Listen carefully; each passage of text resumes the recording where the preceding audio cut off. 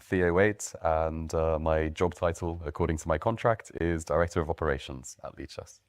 I'm Luca Bonnet, or Lucas. I am the president of the chess charity called Lichess, and I'm also sysadmin. My name is Chris.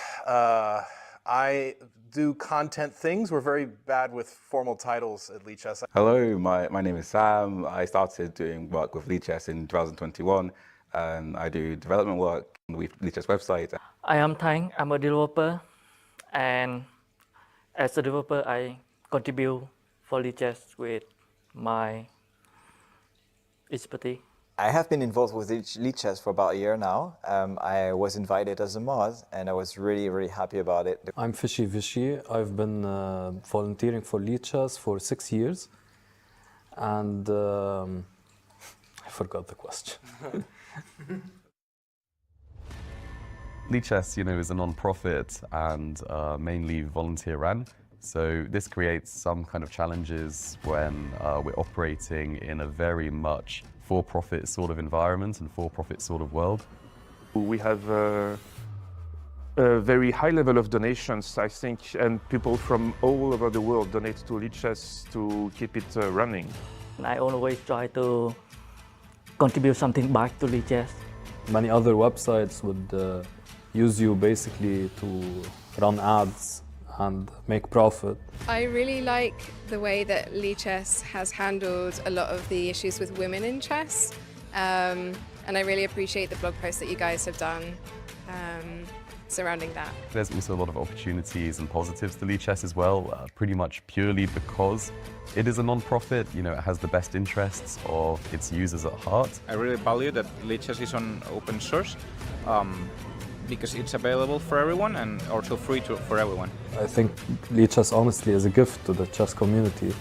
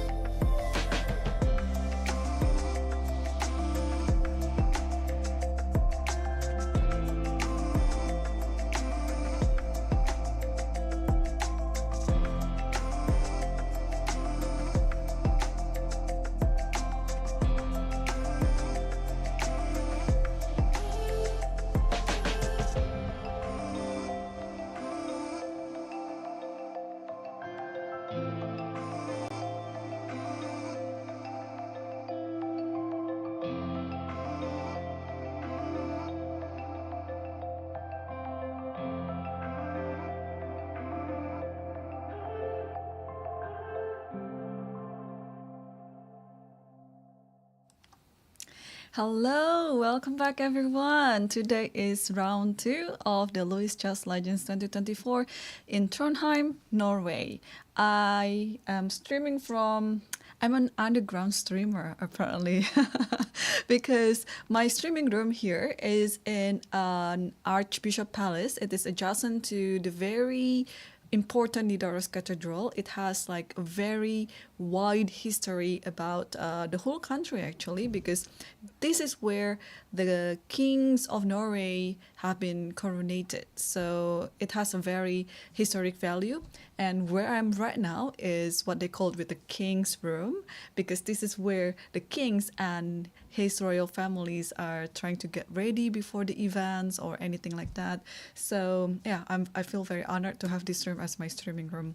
And yesterday we saw a very roller coaster first round, because we are doing this event with an accelerated pairing system. It means that in the first round, the higher rated players, they're going to play against like about 100 to 200 different rating opponents. So unlike the other open tournament where actually the higher rated opponent will play the midfield and below, this one already on the first round we see so many strong oppositions, and we saw a few upsets as well. And today, round number 2, we are commenting live from Trondheim at 5 p.m. and the stream is delayed. The stream is delayed for 15 minutes. So unfortunately, I cannot really interact with the chat because the chat will only appear, well, the chat appears real time, but I can only address it about 15 minutes later. So without further ado, let's also see the general information about the tournament. And here I have, well, the format is 9-round Swiss. And as I mentioned earlier, the location is in the Archbishop Palace in Trondheim, Norway. The time control is 90 minutes for 40 moves, with 30 minutes on the 41st move until the rest of the game. And all the players will also have a 30 seconds increment from move 1. And every day we'll be playing just one round. But here in this event, we have many side events too, like prior to the game in the afternoon at 5 p.m. You can check it out on our official website on lichesslegends.com, and there you can also try to find the history of why this tournament is called the Lichess Legends, because it has something to do with the Lichess pieces. So please do take a look.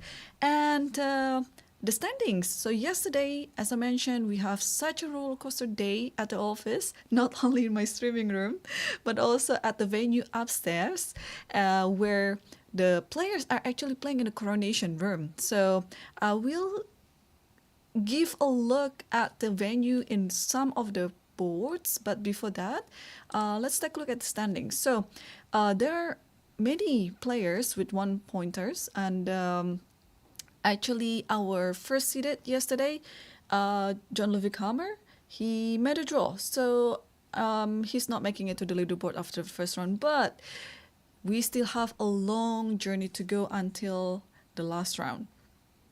So Maxim Barf-Stanvert, Alexander Oy-Stromberg, Martin Holten-Fiskan. Oh man, I'm trying to practice with all these Norwegian or Nordic names, because I might have some difficulty in pronouncing them.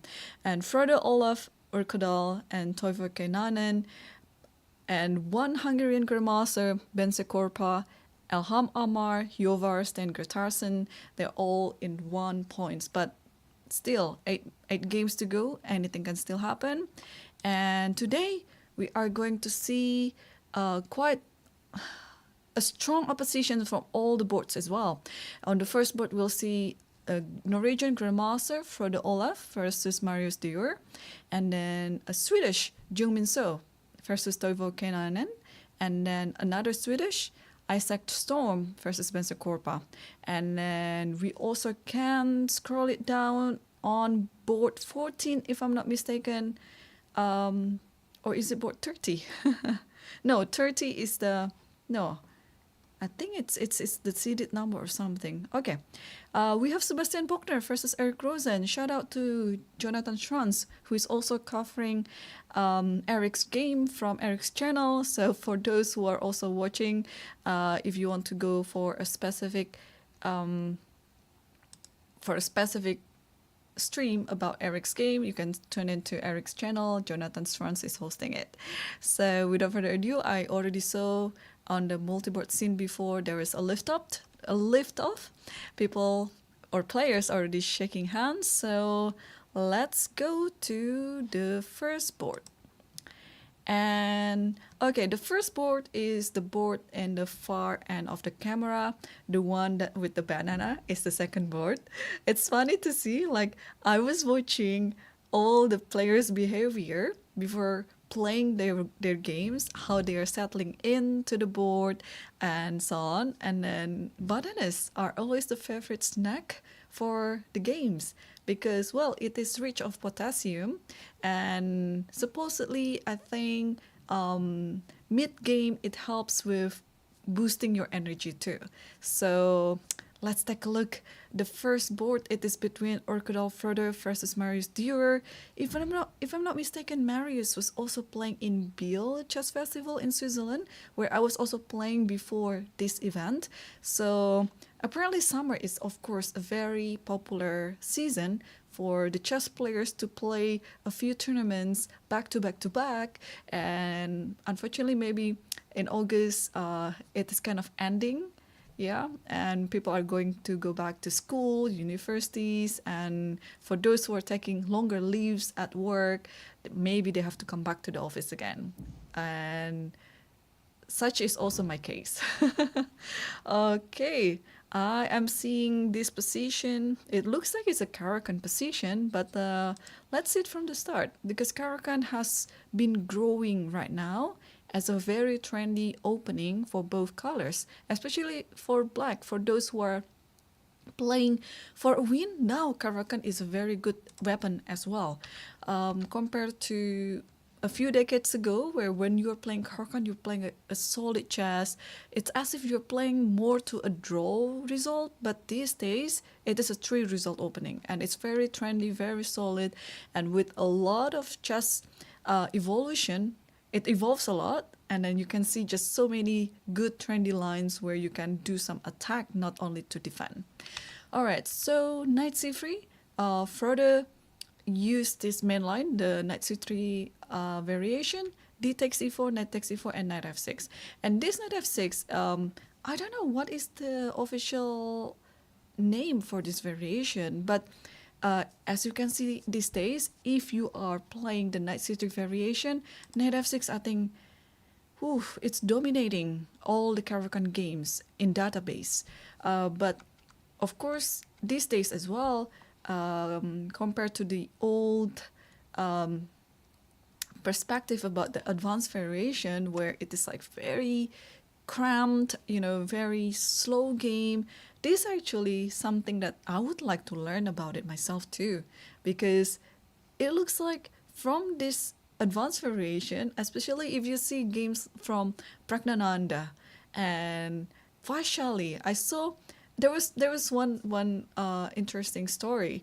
If I'm not mistaken, it was in Waikenzei. I can't remember which year, but Pragnananda played this and crushed one strong grandmaster with white pieces using the advanced variation.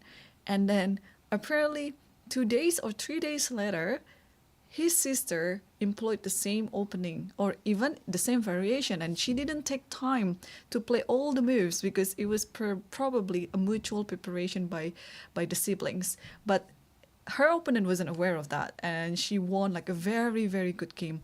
I have to check which game that was because it was very instructive. But anyway, let's get back to this game, to this variation of knight c3, where knight f6 happens, and this is, I think it's dominating the Caro-Kann games in database for the knight c3 variation.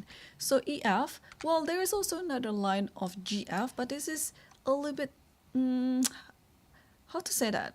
A little bit not into black's favor, because well, you have a pair of bishops, you would like to get it out, and then by having double pawn on f, and then maybe in the future, you never know what's going to happen, but in the end game, it's a phase that you want to avoid, because h7 would become a permanent liability to black's position. So why would black play, you know, something that is pretty weak since the beginning of the game? So that's why EF is one of the main lines. Although, of course, if you check database, GF is playable as well, and there are a few players playing it too. But let's stick to EF, and here's C3, because of course in this type of variation you would like to put your bishop on D3, and you wouldn't like to hang your pawn on D4. So, and in many Caro-Kann defenses, this variation, also the exchange variation, you can see in so many positions, in so many games, that C3 has been employed in all of the games because of the same reason. So C3 and bishop D6, and here I think if it's not bishop D6, if you play something else, this bishop is actually going to play here to F4. Although you might argue that what happened if instead of C3, I can just play bishop to F4, right? But if bishop F4 right now, it might be a bit too premature, because in this position, black can just go queen B6 and trying to hit the pawn on B2, and there is no easy way on how to defend it, because, well, if you move your queen aside, this one is hanging, and if you put B3, black will give a check to B4, and there's no easy way again on how to block the check. So, and if you play rook B1, let's say, black might have some idea to actually grab this pawn by playing queen F5, queen A2. So that's why if you want to take a risk, maybe you can do it, but most people, they just play C3, and they're aiming to play bishop F4 right now, and therefore black played bishop D6 to stop it, because that would be a very good diagonal for white's bishop. And after bishop D3, castle, queen C2, and rook E8. Oh, I forgot to mention that the idea of C3 is also because this bishop would like to go to F5. And if you don't play C3, the bishop would still go to F5 anyway. And you might argue like, Irene, black is hanging a bishop on F5. No, it doesn't. Okay, let's take a look. If it's not C3, let's say I play, what do I play here?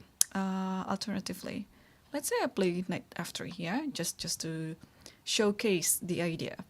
And then bishop D6 happens. And then bishop D3, you want to stop bishop F5, but it doesn't really stop it, because I could just play bishop F5, because after you take this, there is a check on F5, on A5, and then however you block the check with C3, with the bishop, or with the queen, next move just queen takes F5. There might not be any advantage in black's position, but the bishop, the light square bishop, is a very important bishop in Caro-Kann for white, so you could feel that there is a little plus in black's advantage when this bishop is already exchanged. So therefore C3 has quite a multi-purpose ideas, not only to defend, but also, I think it's pretty much to defend for now. Okay, bishop D6, bishop D3, castle and queen C2, rook E8 and knight E2, H5. Yes, it looks, for the first timer, for those who see this position for the first time, it might look a bit awkward having the pawn stepped forward 2 squares ahead, leaving the other pawns behind, and it is on the king side. So yeah, when I first learned this as white, I was also looking this position as, okay, is this H5 really necessary? Why would you like to, I mean, why would you weaken the area around your king by moving this pawn too far ahead like that? But it is the way to go. Bishop E3 and knight D7. And in this position, with this type of setup, yes, white is setting up for a long castle. So in many of these variation as well, in many games, white is having 2 options to short to castle short side or long side. And here Frodo chose the long side. Each side has its own plan. I cannot say which one is a better side because, well, it definitely according to your taste, how to continue this game, and then how would you like to, let's say, to attack. If you're casting on the short side, of course you'd like to attack on the center and then probably putting all your pawns on the queen side and try to get space advantage, and this is going to be your battlefield. But on the other hand, if you chose to castle on the long side like this, it's no rocket science. You're just going to play on the king side, trying to attack the opponent's king. But this is already a really good sign that we're going to see such an interesting game. So if you see two opposite castles like this, rest assured we are going to see some good attacking game. And here Knight f8, because the king is kind of alone there. You would like to have some of your minor pieces to be around the king in case there's some attacks coming up. And also Knight f8 in many examples as well in this Caracan game, either white is castling on the short side or long side. Knight f8 is kind of the typical idea anyway, and that needs to be done. And here king b1, trying to put the king into a safer square, and bishop e6 and c4. I remember I had a game like this against Maria Muzichuk in FIDE Grand Swiss 2021. I think it should be similar. Like I have exactly the same setup with all my pieces, and then I play c4. And that game, I think I played my knight to c3 and going to e4. It was such a good game from my side. I think I had like +1 or +2 position before I screwed it up and I lost the game. But it was such a good game, and probably this is where we're going to see. Oh, knight c3, knight c3. Actually, let me check if in the Lichess Master database the game will be shown or not. Yeah, I've seen there are a few games here. Oops. Sorry. And yeah, the first line for black in this position is bishop b4. I think it is just trying to provoke a3. I think that's what it is for, like here. Or I mean, again, if you play a3, I think it should be fine, but it's again a matter of taste. Like in the long run, that you might feel that it is weakening your king, so you have to be a bit careful about it. Here, most people play knight e4, and then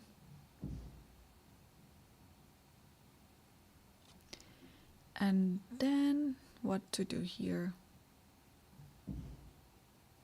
Yeah, at some point I think you have to play some move like b5 anyway. Okay, I have no idea why 94% of the people here play bishop e7. Moving it back. Interesting.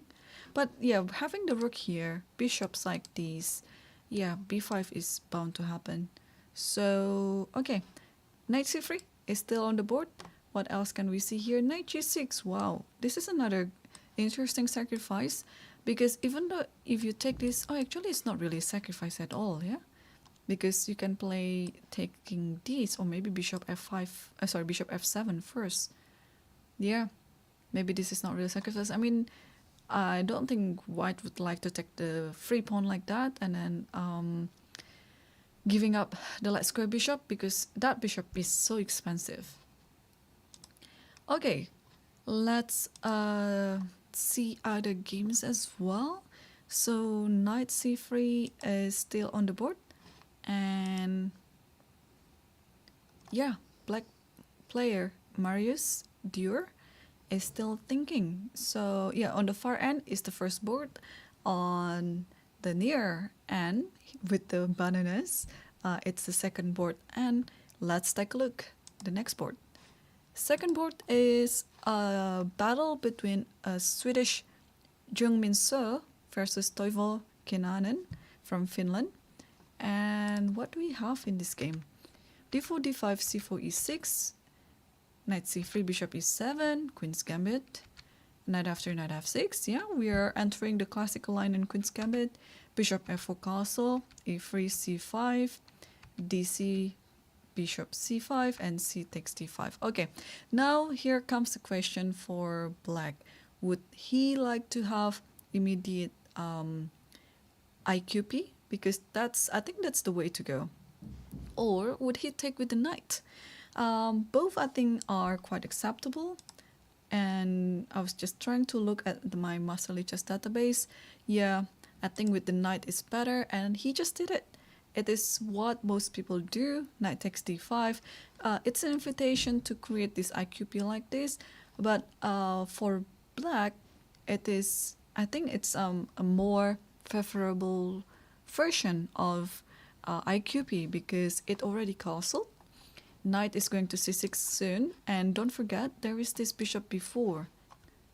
It's a direct threat, and then if you put your knight somehow on d2, blocking the check, it is going to be quite a trouble in the future. Or bishop d3, and now I think after bishop here, maybe you just step aside with the king like that. That's interesting. So bishop d3 is already on the board, and we are going to see what Toivo here will do. I think if I'm not mistaken, I saw some of his games and he was rated about 2500 before. He's now back to 24 something, but I mean he's already in that grandmaster level of rating. Let me check. So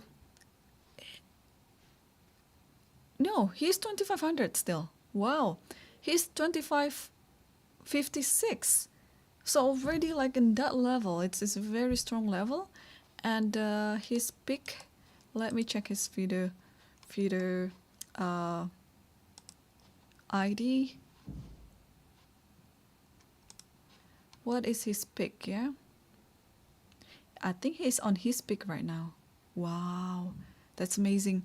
He is on his pick, 2556. His current rating is his pick. For now, because he will be rising again. I mean, yeah, he's been playing quite well. Yesterday he won his game, and today he's taking on Jungmin Seo. And Jungmin Seo himself, if I'm not mistaken, I played him once last year. We had a draw in the Karagura Open. His current rating is 2478, but if I'm not mistaken, he used to hit 2500. Let's see. Yeah, he was. When I played against him, he was already 2500, if I'm not mistaken, or 2499. Yeah, 2499, but he was 2516. That was his pick. Okay, let's see. Let's come back to the game. Still no move yet from Toivo Kenanen. So here, bishop b4 is the main moves. According to my Master Lichess database, it's been played 94% of the time. And ooh, there are so many good stronger masters here. Nakamura plays a few times of this variation. Caruana. I mean, this is pretty much a main grandmaster variation that pretty much everyone should know. Yeah. Okay, so let's see. After bishop b4, you can actually play knight d2, or if you want to have like a delayed bomb cloud by playing king e2, you also can, and it is not such a bad idea. King e2 here is totally acceptable. So after knight c6, you just have to get your rook out as quick as possible. So queen c2 here, probably rook d1 next, and then king can be put on f1, and then you have some sort of an artificial castle, but this is fine for white. So everything is still pretty much acceptable for both white and black here. So nothing much can be discussed yet, but it's going to be interesting which way that K9 will choose to go, either to attack directly or he would like to put the knight on c6 first or anything. I mean, I think the main question here is will he play bishop b4 or not, because that is one of the main continuations in this position. Okay.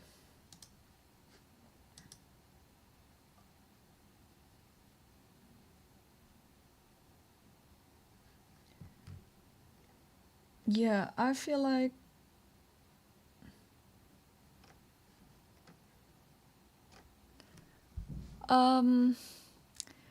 addressing to the chats because really thank you for all the support. I really love Lichess community, but yeah, even if I address it now, it will only come up like 15 minutes later because of the delay.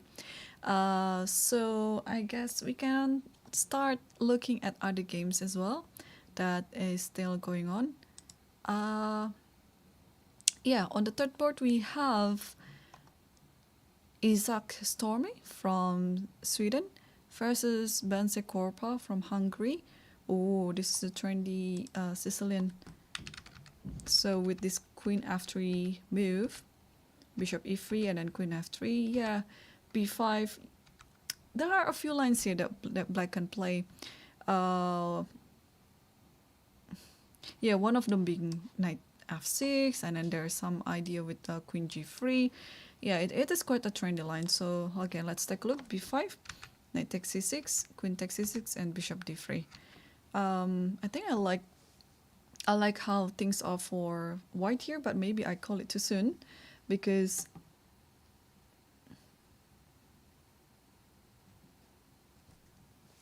because anything can still happen. Anything is still according to the theory book. Yeah, bishop d3. And what I'm a bit concerned is here white player has been spending quite a lot of time for the 9 moves. Okay, so he took some time, like about 9-10 minutes to take on c6, followed by bishop d3, and now this is black's turn to move. Normally you would like to get your bishop to b7 right away, but here maybe black is thinking to do something else, because a move like bishop c5, trying to exchange it with the other bishop, is also quite natural. But of course, I think bishop b7 is a more natural move. I just have to fix something about the camera. It's the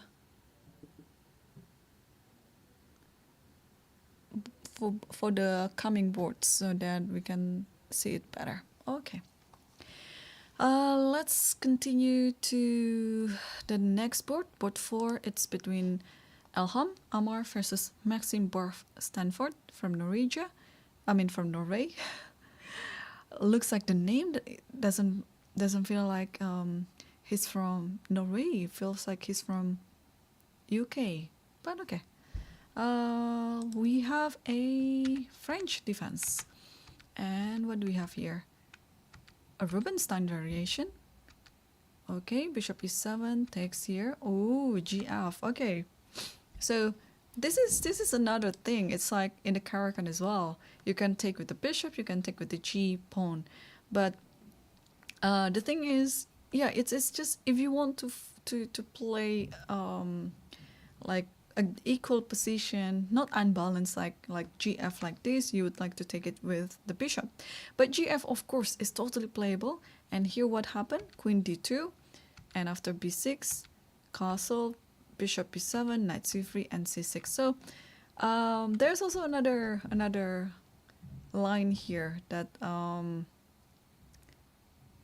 let me think. I think it was knight e5. Sorry, knight f3. So instead of queen d2, you can play here, and then if you continue the same way, b6, you play queen e2, and after here, then you can castle. That way you don't have to move your knight. This is just one idea. And then back in the day, there was a really cool game between Wesley So versus Ivanchuk. I'm talking about 10 years ago. It might be a bit too outdated, but this variation is not very popular these days, and not many people, especially in the higher level, play it because, well, French defense is one of the main defense, and there are many other lines that black can play for an advantage or for equality because, well, as we know, white is always slightly better in the start of the game. So I just would like to see how this game goes. So basic castles, bishop e7, knight c3, c6, and knight f3. Yeah, white is always standing better here, but that slight advantage probably for computer probably is like 0.5, 0.6. Sometimes it means nothing. It's just how you played it out in the middle game that's more important.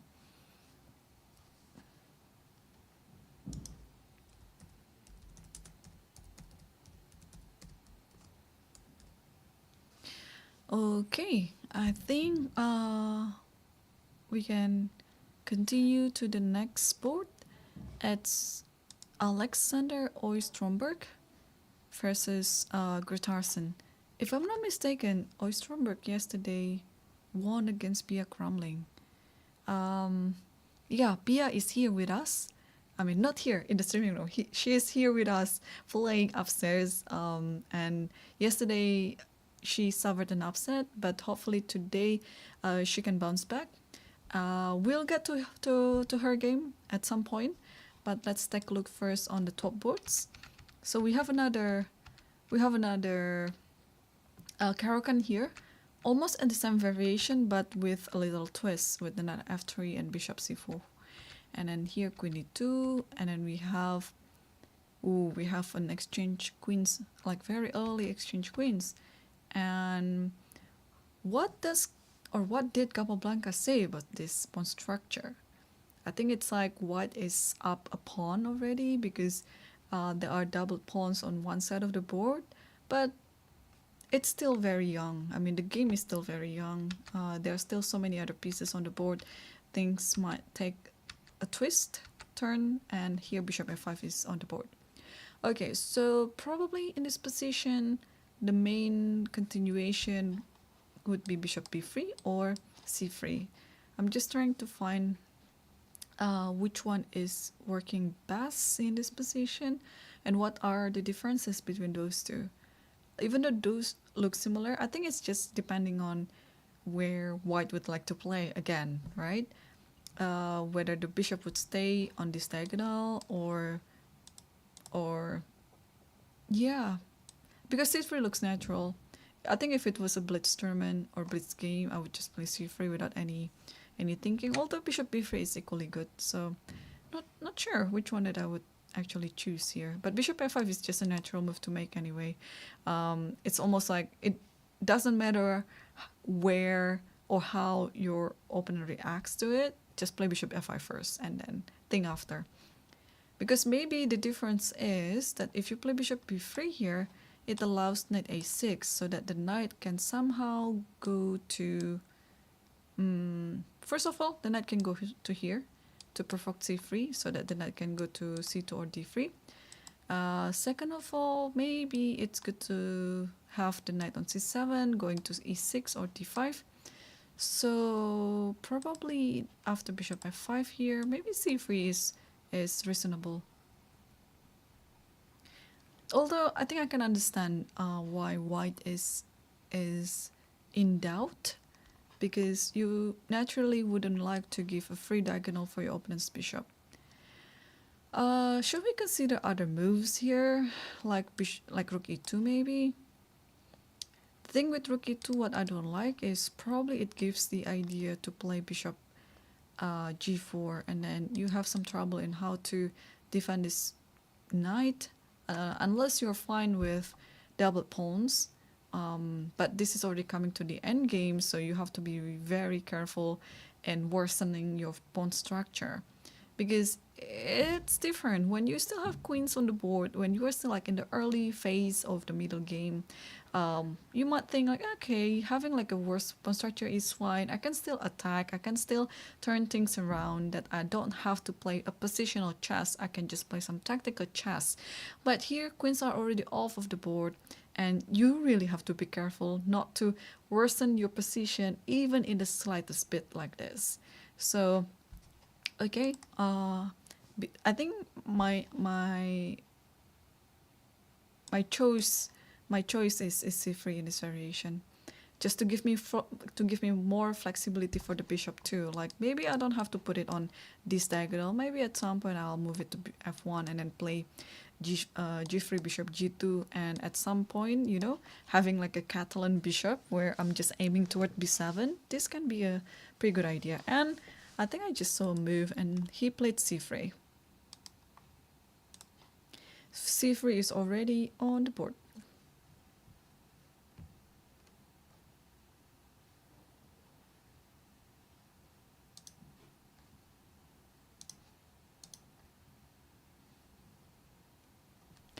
Okay, let's quickly see how is our first seed is doing. It's Grandmaster John Ludwig Hammer. He made a draw yesterday, so he is now playing on the 7 board. Wait, how come there is a very big time difference between these two players? Did someone come to the game late or what? Maybe not. Maybe it's just okay. No, they started on time. They started on time. Oh, but I don't know if my chat would be able to see.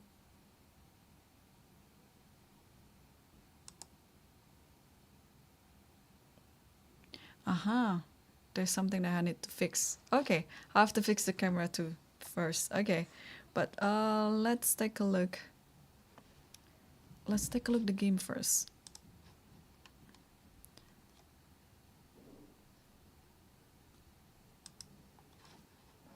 Alright, after this I have to fix the camera to show where the boats are, but bear with me. Let's take a look at this game first between Jens Jorf Kjolberg versus Jon Ludwig Hammer. We have another Caro-Kann, but this is the exchange variation. e6. Ooh, okay. I hope Hammer is having a spatial preparation, because usually in Caro-Kann the move like e6 already signifies that this is not the most interesting move or the most correct move, because you would like to have the opportunity for this bishop to develop. For those who know me from the match, this was exactly what Dewa Kipas played against me, e6, and objectively this is not the right way to go for black. But yeah, that's why I said hopefully Hammer had a special preparation about it, because although it's still acceptable, but it's already violating the Caro-Kann rules that you'd like to have your bishop out, because here this bishop is maybe going to be quite liability in black's position. Like it's not easy on how to develop it. So knight f3 is on the board, bishop d6, castle, knight e7, rook e1, castle, knight g5, and here knight f5. Okay, takes. Okay, so you can see from the time management of white player here. Here he had 1 hour and 28 minutes, and he spent about 15 minutes to play knight g5, and knight f5 was played, and here he took the knight, and after this he's still thinking again. So that's why there is a huge time difference between them two.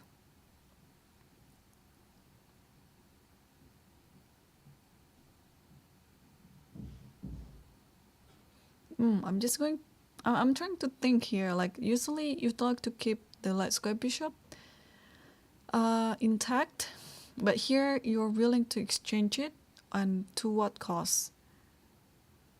Because the knight is already on g5. You would like to attack h7? And now what happened if I just play h6? I mean, personally, I don't think this trade is wise for white. I think he should have just be patient and delay this trade as much as he can. One of the ideas that I can think of is probably play f4 here. Just try to strengthen the center, and whenever this happens, you can just come back and then slowly get your pieces ready here, here, and then here, something like that. Or maybe knight g5, first of all, is not the most interesting move or the most correct move on the board. I'm tempted to play... Oh, first of all, we have to think about the Greek sacrifice, right? Whether it is happening or not in this position. But I think with this knight over here, that's not going to happen. Okay, let's calculate. The Greek sacrifice. Oh, maybe that is why he's thinking that long. Yeah, he thought for 15 minutes. Maybe he was also considering this. Takes and then knight here. Because if you put the king back to g8, there's queen h5. And there's nothing stopping queen h7. And if you do this, we don't do this. Because I think it's just going to be just winning for black because of the knight. But we are going to take the pawn here. And after this, there are many ways to win this, I guess.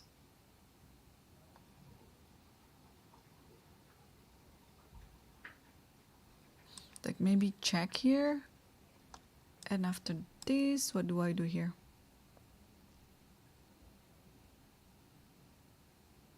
Or maybe like rook e3 with the idea of rook h3. I don't know. It looks like white is on the driver's seat. Okay, so what happened was after bishop takes f5, it takes f5, b3. b3, hang on. This is totally not not according to the plan. Like, yeah, for me, it feels a bit scattered. Like, white is playing here, white is playing there, and white is no longer having the pair of bishops. Like what do you want to do here? I feel like white is not playing with a plan, unfortunately, because he got some opening advantage here, because objectively it's not a good move to play e6 too early, but he just got, I don't know, he made some unforced errors, I would say. Like, first of all, it's knight g5. Maybe it's a bit too hasty to play this, because first of all, if you want to attack, you have to get all your pieces ready, or sufficient number of pieces ready. But here you don't have really that many pieces to attack. So for example, in this position, I think I would like to play bishop g5, and I can play something like this, and yeah, mainly just because I want to get my knight out. Or if you don't want to do that, maybe we can start by playing knight d2, and probably you can put it on e5 like this. Or if you want to provoke something, you can play queen c2 first. I'll see how black is going to manage this position. Like if knight goes here, then maybe you can put g3 and h4. Looks good to me. Okay, this is moment of truth. What does the computer say in this position? I just want to double check if my understanding is correct. Knight a3, that's good. Yeah, as long as you develop your pieces. Yeah, knight a3 is good. What about queen c2? Queen c2 is fine. I don't like knight g5. What does the computer say about knight g5? Oh, actually knight g5 is fine. But after knight f5, you shouldn't take. Yeah, because now after taking, it's just going to be better for black. You should keep continuing developing your pieces. That's very important. That's because even though it looks like the opening phase has been done, but it's not really done, because you still have so many things still, you know, on their original squares. So you have to get them out and try to get ready for the real attack. Okay, so it looks like our first seat after b3, Hammer is doing fine here. I think he has no problem in his position anymore. He just has to think on how to continue the game well. Yeah, his position is good. And I'd like to go to our friends' games.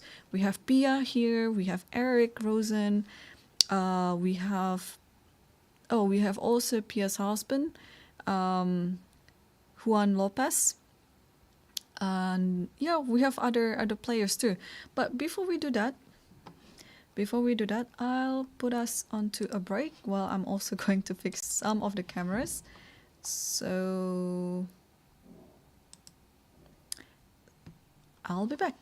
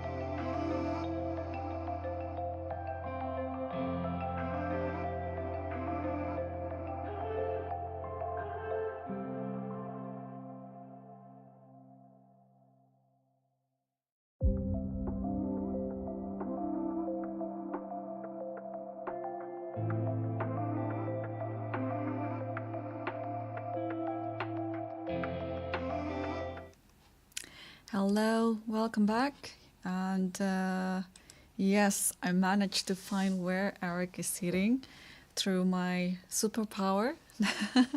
That I can turn the camera around, and then yes, he is playing on a designated board. It means that doesn't matter his result, he's going to play on the same board from start to finish. And yeah, yesterday Eric had such a confusing game, I would say.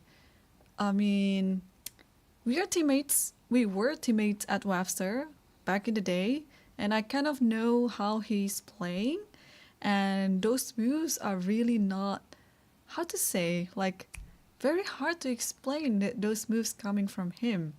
And yeah, probably it's first game anyway. People are still warming up. They're still not getting the feeling of the tournament yet. And yeah, yesterday was such, I think confusing is the right word for it, because some of the moves I cannot explain by him or also by his opponents, that it was they're making mistakes, like alternately. So hopefully today he's gonna play a better game. What are we seeing here? Okay, actually let's dive into the game. So Eric is playing against Sebastian Bogner from Switzerland. I think he is of German nationality, or I think he's originally from Germany, but he's playing for the Switzerland flag now. I don't think he's an active player these days, but he's still a strong player for sure. And Eric is playing with black pieces. Yesterday, Sebastian drew his game. I think it was quite an interesting endgame. I thought he could pull a win, but his opponent managed to have a very solid defense in the endgame, and they ended with a draw. So let's take a look at their game, starting from the first move. So d4, d5, c4, e6, knight c3, c6, e3, knight f6, and after knight f3, a6. Oh, I didn't know Eric is playing this type of triangle system in the semi-Slav. So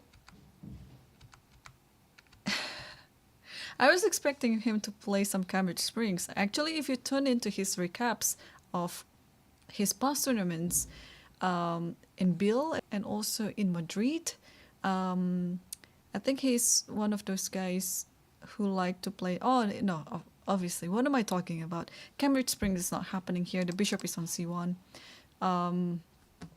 But this is an interesting move order, because what could he be preparing?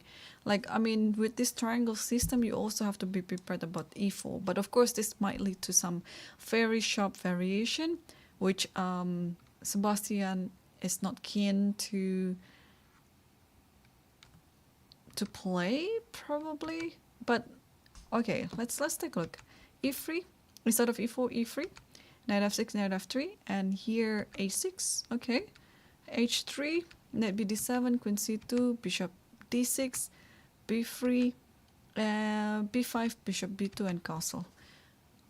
Looking good so far for both sides. I mean, there's nothing much going on yet. But probably one thing that I notice is the time management. So Eric, again, like yesterday's game, he's not taking so much time in the opening. He's just playing probably just the natural moves here. B5, castle, look nice. The next move probably something to do with this bishop. And probably, you know, you just have to be patient because you still don't know where that bishop will go. You could actually open up via the center, trying to build this e5. So that is going to be the case only if white pushes the pawn to c5, and then you can just breathe so reliefly after bishop c7. You are just preparing for this e5 thrust. So that might not be the best move for white to go. But now after castle, okay, this b5 d5 is setting up nicely against c4. So let's say you play a normal move like bishop d3 here. And after bishop d3, maybe this is the right time to play bishop b7. And you're kind of like playing it slowly. and then rook c8, queen e7, and probably e5. To be honest, I like black's position, but here, after castle, Sebastian just played rook d1. Okay, what could he be planning on this? I mean, of course, rook d1 is a natural move to do. Eventually, the rook will come to c1 or d1 anyway, but here, Sebastian chose to get it out to d1. Okay, now I think it's a critical moment for Eric to come up with a plan, because he could play bishop b7, he could play queen e7, he could play rook e8 as well. What else can he play? Having the rook on d1, I feel it's quite natural to just move the queen to the side. So I would like to move it to e7 anyway. And there is this one thing that I learned as well. Like, you often just exchange your bishop with the fianchetto bishop just because you think that it's good. But after queen e7, no, my idea is not to exchange the bishop to a3, because my bishop on d6, or black's bishop here, not mine, is a good bishop. So I would like to keep it there, or I would like to keep it on this diagonal, just in case that white is castling short, that I can try to build some attack on that diagonal. Another thing is, okay, this is a waiting move as well. You're improving your piece little by little. You're not necessarily need to do something drastic in the coming moves. You just have to, yeah, maybe developing this piece, another piece, and the same goes with white here. After queen e7, I think bishop d3 can happen, bishop e2 also. It's not a bad idea. But what else can black do in this position? Bishop e7 is fine if you want to get your rook to c8. I think many moves are possible. Yeah. Okay, hang on. So probably after queen e7, white is preparing for e4 here, which is looking fine. Because next move or next threat is e5, so you have to be careful about it. So if you take this, takes everything, you have to defend this pawn, so you might play here, and then this comes with a tempo, although there is knight f6, but queen h4, and this is, I think, a pretty solid position for white, and now I'm liking white's position better. Okay, so now I understand the drawback of queen e7. Maybe it's a bit too slow. Okay, rook d1 has a very good idea coming up with e4. So this is something that Eric has to anticipate. What can he do in this position? And rook d1 is also a very nice move, because let's say you put your rook here. Not only that e4 is not really dangerous, but there might be an idea like this: takes here, and then e5. And then that way the bishop doesn't need to go to b7, but after every exchange on e5, this bishop can just move to e6 or no, not f5 now, but stay on that line. Oh, Eric played queen e7. Oh, I hope he is not missing e4, because e4 is pretty much okay. Do I have channel points on Twitch? But even if I put my channel points, I wouldn't be able to put it on the Twitch. But I'm pretty sure that white is going to play e4. I don't know what is Jonathan saying about this position, because well, they put also like a 15-minute delay on Eric's stream, so yeah. He'll be only getting to this position like 15 minutes later. Okay, anyway, let's take a look after e4. Queen e7 might be a bit too soon. But of course it's acceptable. Let's see after queen e7, e4. Can we make a counter attack here?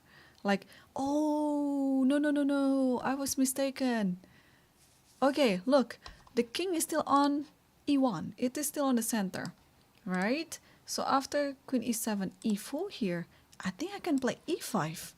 There you go. Yeah,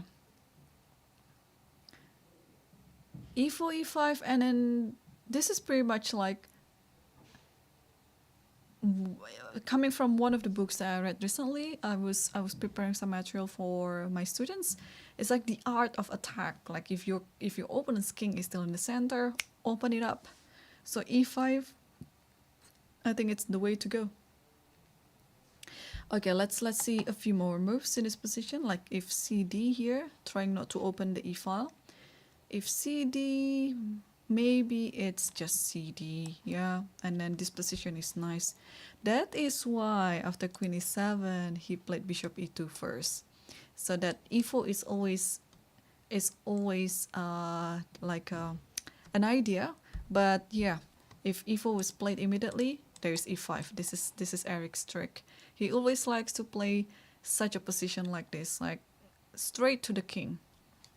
But bishop e2, this is very thematic, like in this semi-Slav position with the b3. Yeah, bishop goes to e2, and then you just castle first. It's going to be quite slow. Another idea is also to put the bishop on d3, but I think having the bishop on e2 right now, Sebastian is really planning to play e4 after everything is settled. So bishop e2, what can Eric play in this position? Can he play here? Takes, and then e5. Having the queen on e7, I think it's already quite an advantage, like you are ready to attack. I think it's not a bad idea to do this.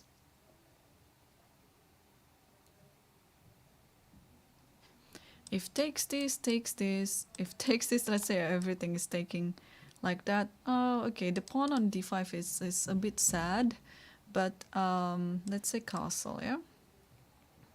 Yeah, probably it's a sad pawn, like you shouldn't do that. It's gonna be a sad pawn. What else can black do after bishop e2? A normal move like bishop b7 is always acceptable, rook e8 is always acceptable, but I think eventually you want to create a break on e5.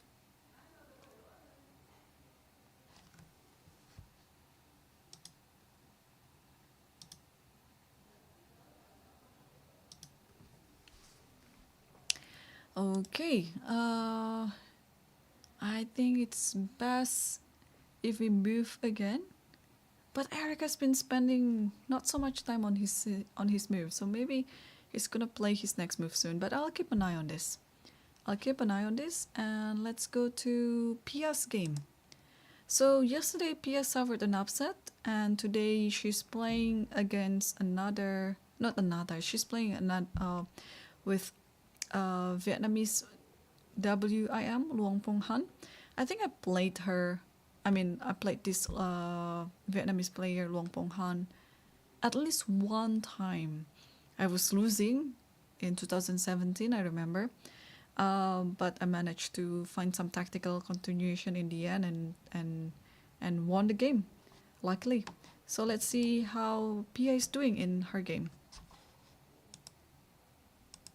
So c4, e6, g3, knight f6, bishop g2, and we are seeing how do we call this, like radish / English variation or something. b5, queen c2, bishop b7, castle, and c5, d3, knight d7, okay, and then a6, e4, interesting, rook c8, queen e2, b4, knight d1, c4, d takes c4, bishop takes e4, and yeah, this is the current position. Okay, this looks quite sharp actually. Who's playing for advantage here? Because black's king is still in the center. White has a passer on the c file. Looks like white is doing better in this position. Although all the other pieces are still on the board. Like only two pawns are getting traded.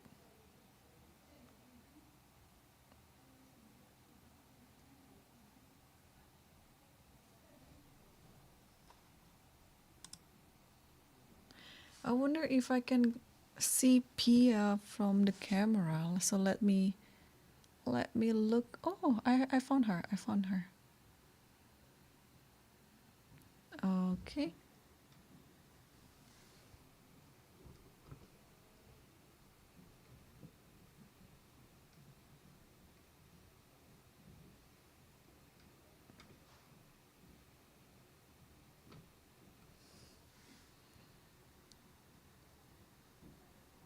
Yes, I found Pia.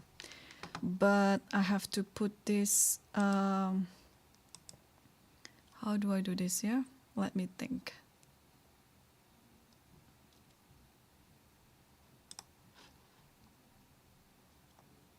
Okay, I have to do this 1 second.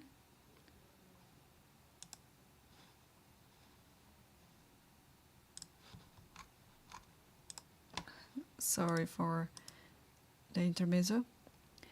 And let's get to, there you go. Let's get to it. Okay, yeah, we have P on the screen right now. After knight e3 now, her opponent is thinking, and I see a move there. What could she play? Bishop c5, very natural move, very natural move. I'm trying to channel Pia's inner into my stream right now, because whenever she's commenting on Anna's games, like she's always very, very enthusiastic. Like, I don't know, how could she handle all this energy? Because it could be like an easy 4 hours, 5 hours of streaming on Anna's channel, but she's always managing it so well. So here again, now we are seeing Pia in action. She's playing a game, not commentating, and naturally she would like to bounce back from a loss from yesterday, and her opponent actually won yesterday's game. So there is something that I'm still trying to learn in this FIDE Dutch accelerated pairing, because you're not always getting paired up against the same pointers. Like, your opponent doesn't have to be the same point as yours. It could be like this too. So here Pia's opponent, Luang Pong Han, is actually having a point, 1 point from yesterday's win, and Pia is still 0. Okay, Bishop c5 just happened in the game, and it looks like a very natural move to make anyway. You would like to get your bishop out like that, and look at Pia. Okay, unfortunately it's being blocked right now by another player. I cannot really move my camera that way. I can only move it straight, like diagonally, like a bishop. I cannot do it like a knight. If only my camera can see it like a knight, you know, we might be able to see Pia in the camera. But okay, for now you have to bear with me looking at another face, not Pia's face on the screen. Okay, Bishop c5. What do we do here if we were white?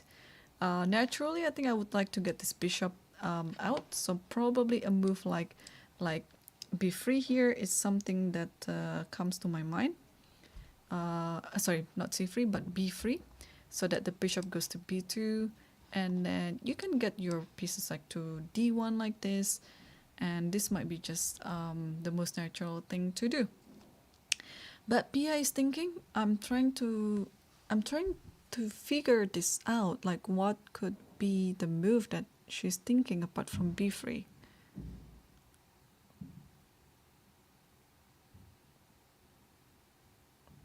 Oh, there's a nice tactic here, but I don't think it's working. Like, if I play knight g4 in this position. Yeah, if I play knight g4 and well, if you take these, then queen takes, then I guess it's quite an advantage to have a pair of bishops here. But black doesn't need to take it. Black can just castle. But if black castles,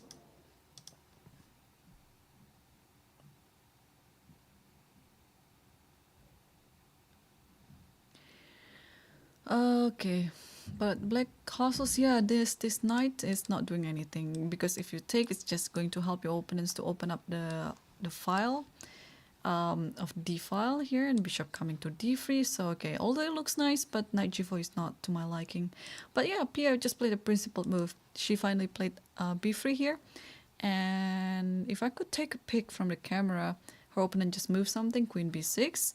Okay, trying to discourage Pia from playing bishop b2, because probably after bishop b2, black is trying to take on this one, and if you take it with the pawn, you're having isolated pawn in the center. But I don't think it matters a lot in this position, because I think the position is quite dynamic. It's hard to judge it just by the pawn structure only, and we still have queens on the board. So yeah, I think the dynamism of this position is going to be in Pia's favor, because if this happens, she would have a pair of bishops, very open diagonal for the bishop, and not to mention this c4. Not only that this is a pass pawn, but also it's guarding a very important central square of d5. So queen b6, yeah, I think you don't have to be discouraged to play bishop b2 in this position. I think you can totally do that. But I don't know. Looks like white is trying to play very fast here, and black as well. I mean, most importantly black, because she keeps rushing with the move. But this is not a very easy position to figure out, actually, because there's still so many things to consider. But here Pia is just playing a very principled move again. She played knight c2, so not to deal with all this sort of isolated pawn on the center, something like that. Although I think it should be fine. But knight c2 is also, I think it's a nice move, because you are not in a hurry to develop your bishop anyway. You can do it in any sort of manner. In fact, after knight c2, now you have an option where to develop it, not only to b2, but also maybe to f4, maybe to g5, just according to what your opponent is going to do. Okay, let me have a sip of my royal water. Okay. Which one should we take a look then? Let me see if I can find somebody in my camera. You can have this journey with me to find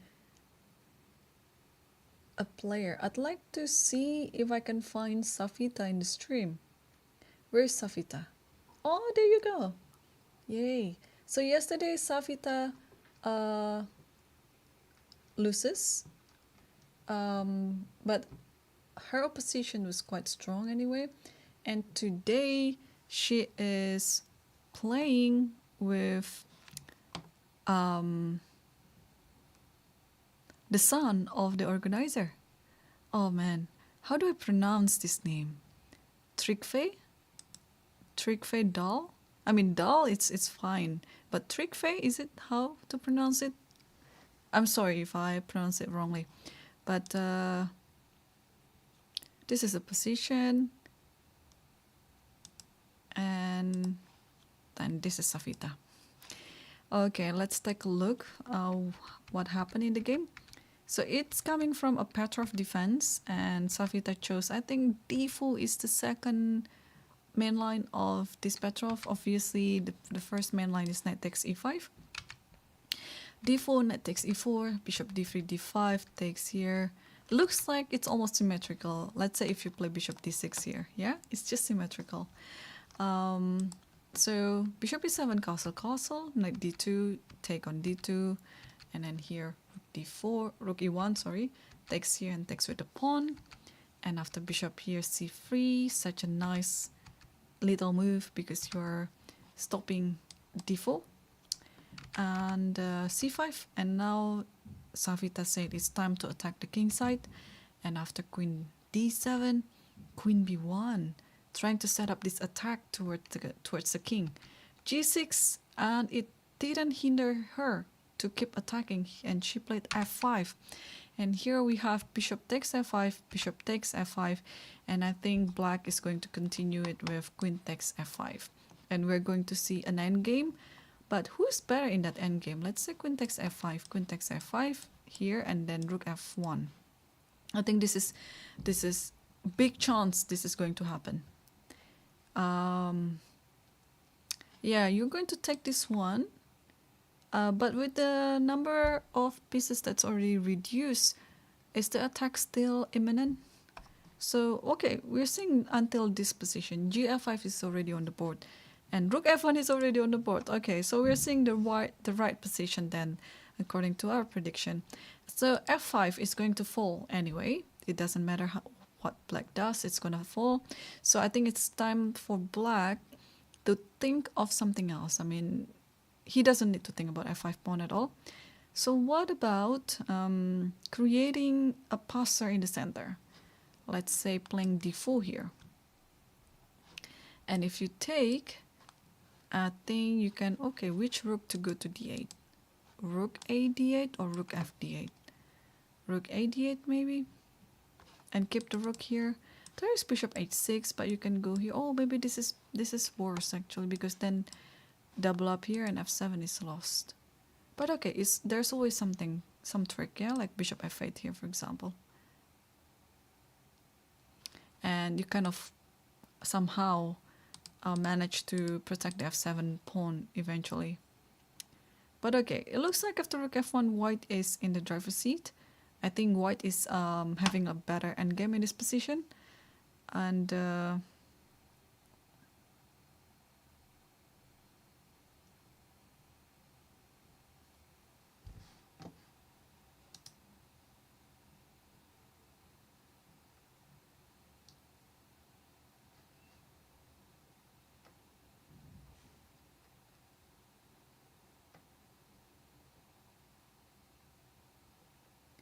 yeah, I'm just trying to take a look what are the chats are saying. Okay, Rook F1 is still on the board, and yeah, Trygve is still not moving yet, so probably it's best to circle back to the top board. Let's see how is the first board doing. Frodo versus Marius, and I think we left it until, oh, not so long ago. Now we are on move 17. We left it on move 14, so it was just 3-4 moves ago. So after knight c3, Marius played bishop b4. This is one of the main lines. And after knight e4, bishop e7, yeah, he kept playing the main line here. Knight c5, bishop takes c5, d takes c5, and queen e7. So I think it's gonna be quite a long battle. Now I think the position has changed. It seems like white is going to play in the center instead of on the king side, because I think white doesn't have enough pieces for the attack on the king side. But you can always keep standing by. Okay, queen e7 is a nice move. Not only that, of course, queen has to go, yeah? Because this is already a direct attack to h7. And it's like the discover check, so you have to step away, and queen e7, and I think it's a good choice, because otherwise this bishop, if black allows this bishop to go to f1 d6 and having a very good outpost on d6, black might be in trouble. So yeah, so queen e7. So what do we think about this position as white? How to continue this? Naturally, I would like to get my rook to e1. But it's not forced. It's not forced. Or can I sacrifice a pawn? For example, if I do this, I want to get my bishop to d6. If black takes, and then bishop d6 now. And well, you cannot take it because of this check, and then rook will take the queen. But the queen can go to f5 maybe. Which one is the safest place for the queen? Probably to f5. Yeah, I don't know. Maybe it's not wise to sacrifice a pawn like that, because still there's no immediate outcome from white for the pawn.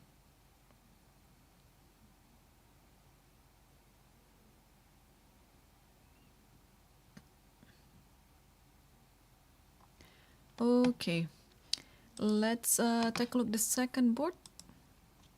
Seo Jungmin versus Kenanen, and we saw the position after bishop d3. Okay, so Kenanen played the main line as well, bishop b4, knight d2 and knight c6, castle, bishop d6, bishop takes d6, queen takes d6, knight b3, and rook d8. Okay, so far it's been very quiet here in this game. Nothing much to be said here. And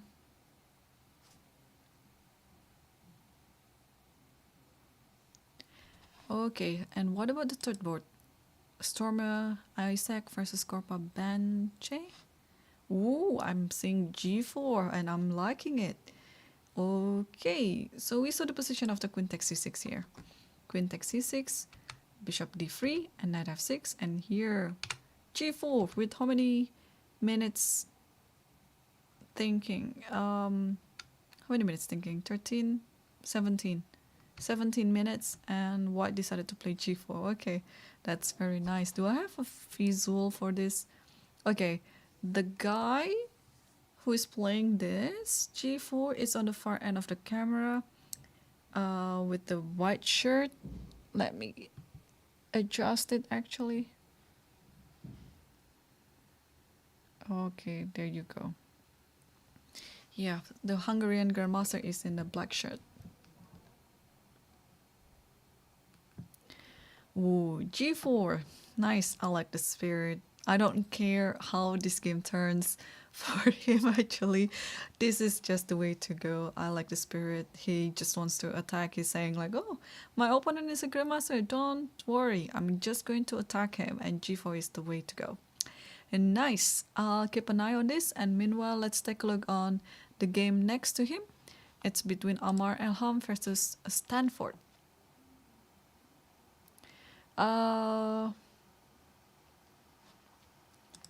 We saw the position after, I think after castle here. Yeah, okay, bishop b7, knight c3, c6. And then knight f3, knight bd7, knight d7, bishop d3, h5, okay. So white is doing all the good moves anyway, natural moves. You just want to get your pieces out. And eventually now black already castled alongside a3, bishop f8, and queen e2 back. So I had a couple of games like this where I exchanged my bishop to a6. So probably even after king here, bishop a6, and then bishop a8. I don't know if it's going to happen in this game, but that might be a way to go.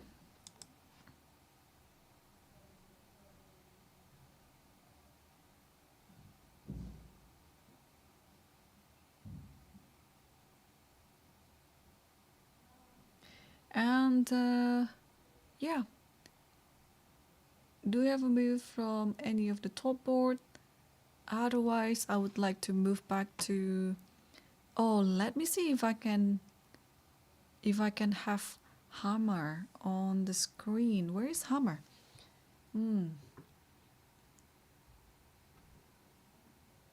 Okay, not this screen, but the other screen. Let's move it around.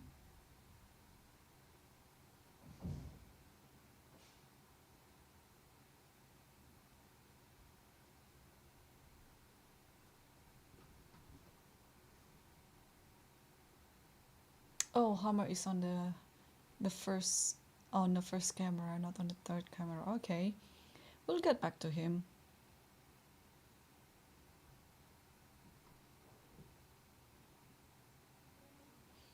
Okay, first camera, let's see.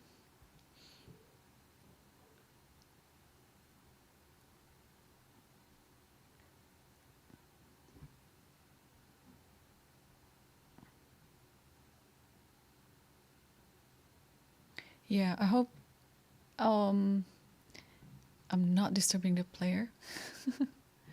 Okay, I have Hammer as here. So let's see his game. Where is Hammer? Hammer, Hammer, Hammer. Not this one, or this in the first camera. There you go.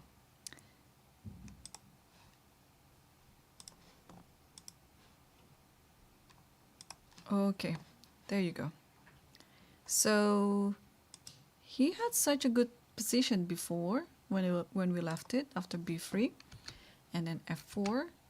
Oh, okay. So he chose to play f4. Nice. And bishop g4. That's the way to go for this bishop in Caro-Kann. You have to let it out. So he's making it happen. And now a4. Rook e8. Okay.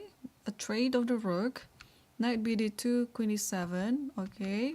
That's very easy to explain. You just want to get your pieces, your minor pieces, your major pieces to get into the play. And after queen f1, queen e2. Okay, nice.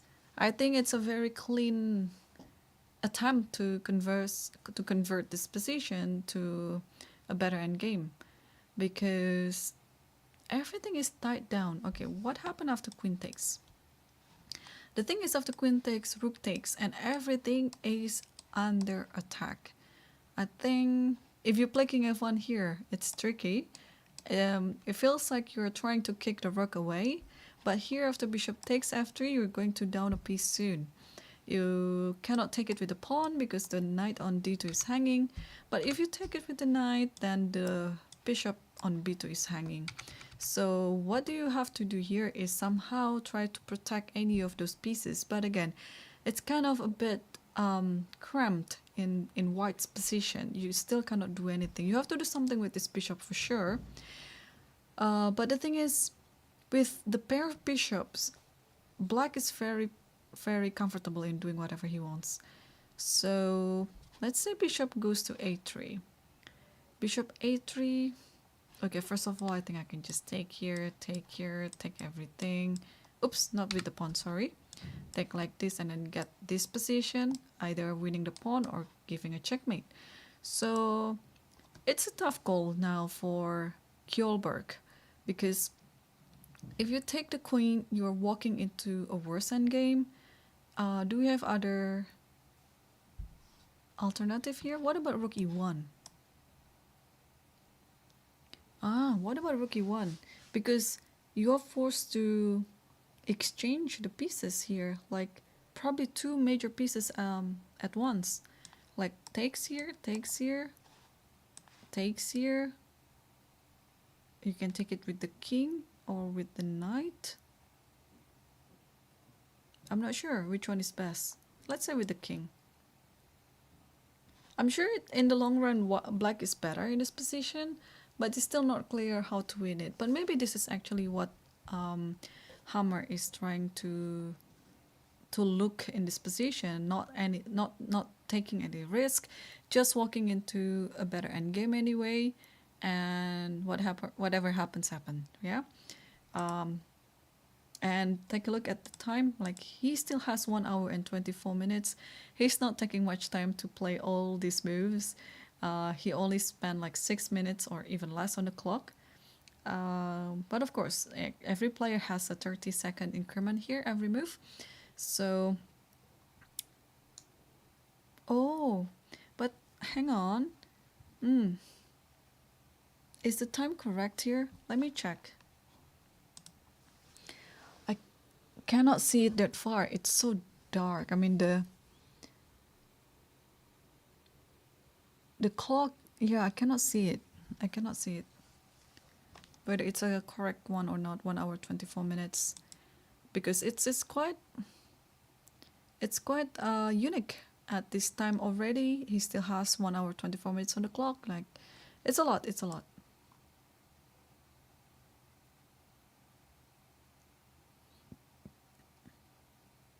Okay. I see some moves coming in Eric's game, so let's see what happened in his position. Okay. We left it when, I think, here, right? Queen e7 and bishop e2. Yeah. Oh, and then he played bishop e7, c5, bishop c7, and b4. But isn't this the dream position for black? Like, he could push this at some point. Or maybe now is the right time. Okay, maybe also you can try to think about a5. Try to open up the A file first. Okay, there are two things right now. A5 or E5, yeah? If A5, a move like A3 might be best for black in this position because after takes, this rook is somehow in action. But is there any tactics? Like in this one, probably knight takes, or not A3. Knight takes here, takes, and then C6. No, I don't think so. Yeah, because you can just simply take this. I mean, and then, okay, you have so many things going on here. You can take this and come back. You can play rook c8. And then, oh, there are a few things. Yeah, you cannot castle here because of this discovery check. Okay, I like a5. I mean, there's nothing wrong with e5, I think. But I think it's also fine to include a5 before e5.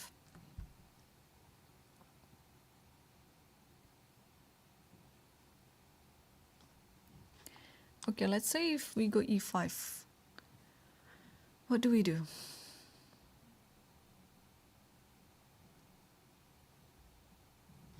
Because if you take takes, and after taking everything, this bishop will somehow go back to c8 at some point, just to get a good diagonal.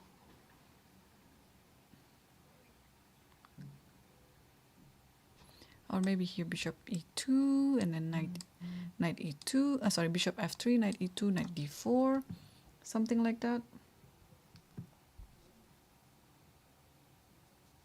Yeah, that's quite possible. But I like f5 better. f5 because after a3 takes, and now e5.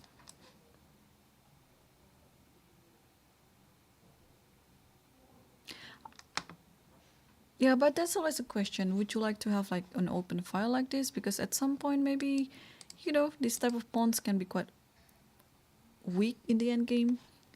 Or you can just put e5 like this, and if castles here, e4, and then this bishop is going to be a monsters.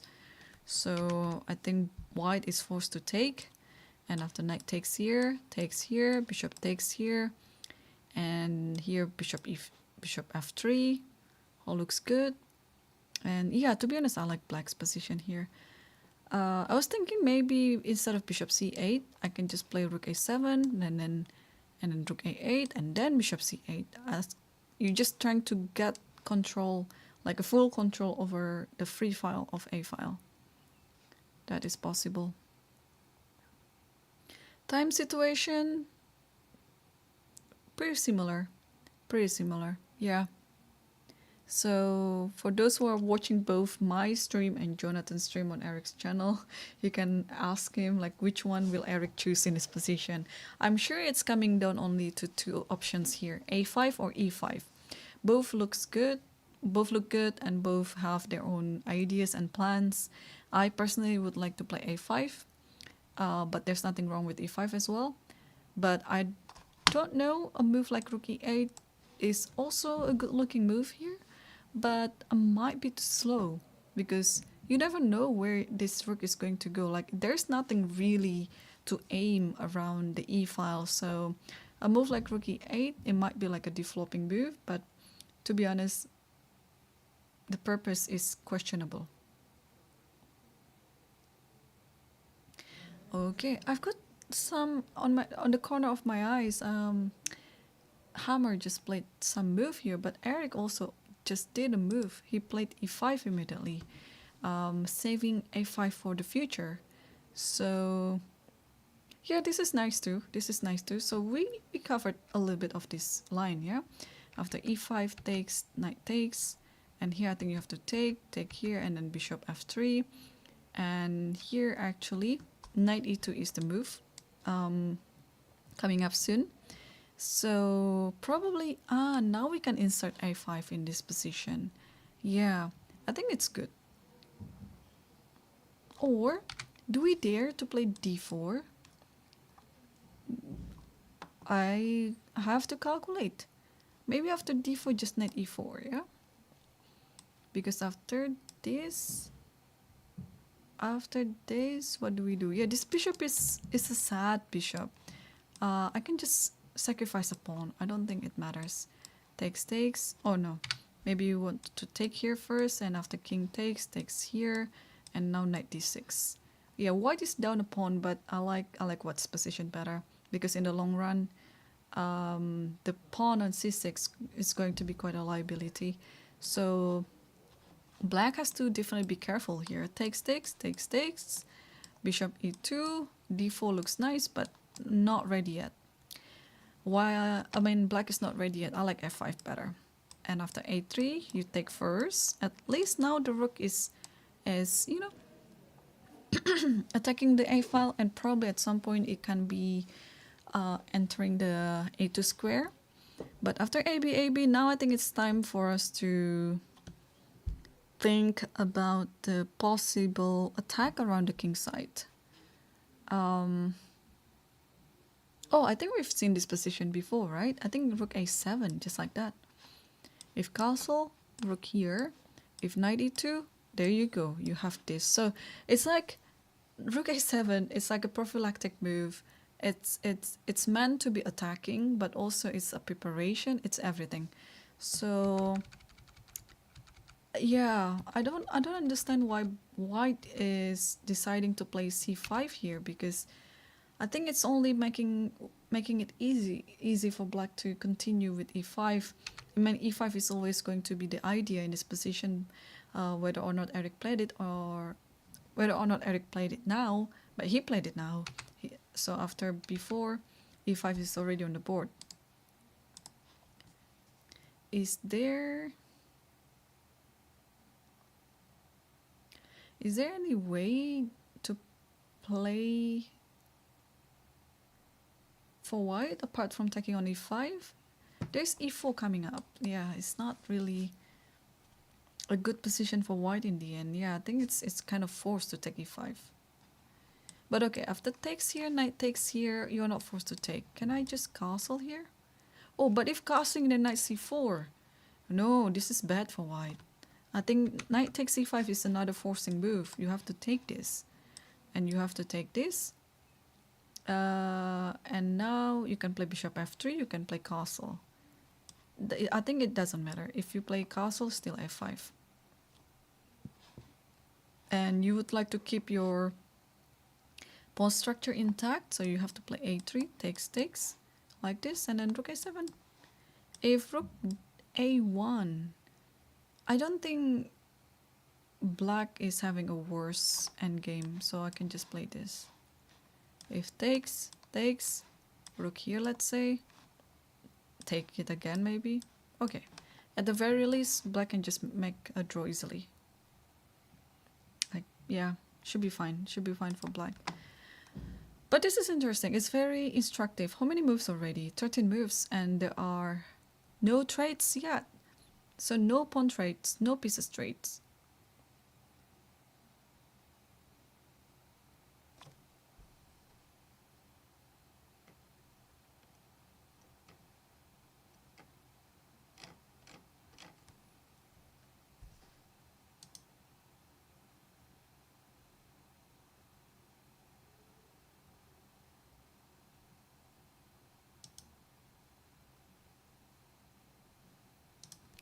Okay, let's get back to Hammer's game, because I see that he's looking relaxed right now. Do I have his? Okay, I have him. Well, he's leaning back from his chair, so he's not really on the screen right now. Yeah, that's why I say he's looking quite relaxed. So we saw the position after queen e2. And here rook e1 played by white, and ooh, I didn't see this move. Wow. That's such a tricky plan that Hammer is doing. I mean, this doesn't come naturally unless you really look into the position and calculate, because you're sacrificing your queen because knight can take it, but if the knight takes it, bishop e2, and in the end black is going to win an exchange up. So this also might be missed by his opponent. Like, you might think in this position queen f1 is like a default response anyway, but turns out queen e1, yeah, of course. After queen takes, rook takes, knight takes, bishop d1 entering the territory. This is the position that 50 moves and game over. I mean, I don't see this is going to finish anytime soon. It's gonna take a while, but white is totally in the driver's seat.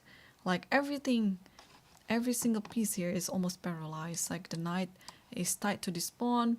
You cannot move this pawn because of this a4 pawn is hanging. You cannot move this one because there is a knight here. You can move your bishop though, but you can only move it here. And again, even if you move it to c1, you cannot really attack anything because the knight on d2 is glued to the square because it has to forever guarding the b3 pawn. And now what about this knight? Well, this knight can go here, this knight can go here, but in the meantime, I think black will use its pawns and the king to come forward, like maybe f5, king f7, g5, h5, things like that. Bishop here is really safe, yeah? It's really safe, so yeah, I think that is why Hammer is looking very relaxed. And oh, actually I can, if I want to check his time, I can just zoom it in.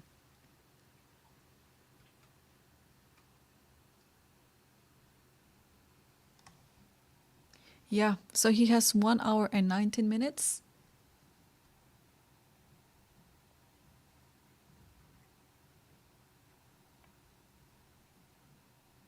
Actually, what is it? 1 hour. Okay, I need to wear glasses already. 1 hour 13 or 19 minutes, and his opponent is down to 23 minutes. So it's almost like an hour difference. Ah, okay, that is why he's just blitzing his moves. In a way, he's trying to pressure his opponent on the time, on the clock, but also probably the position is pretty easy for him to play this endgame.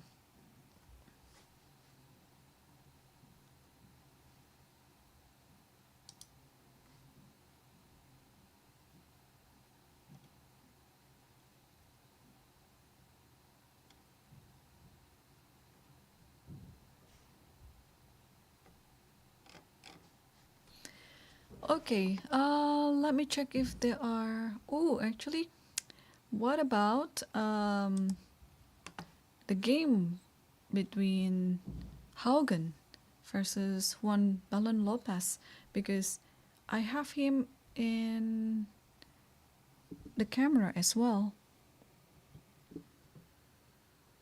Oh, he just stood up. Okay.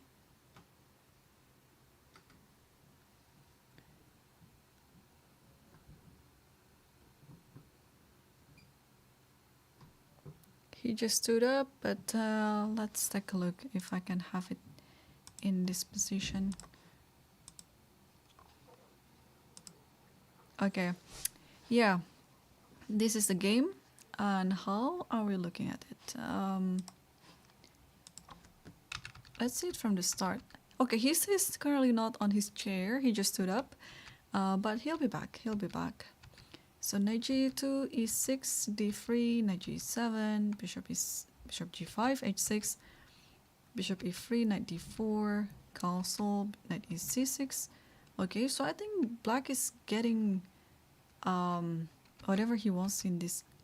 Okay, a3 with the idea of b4. Are we saying b4 now? Yeah, b4 is played. Bishop e7, f4. Okay, this is quite a tough or close position, yeah.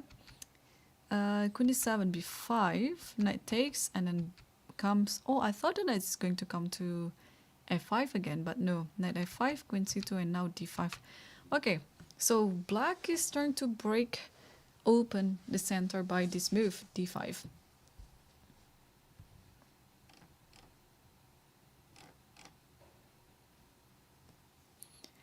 So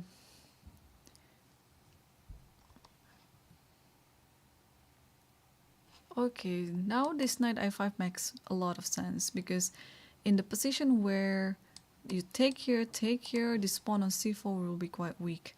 And this bishop on b7 is actually very strong. And there you go.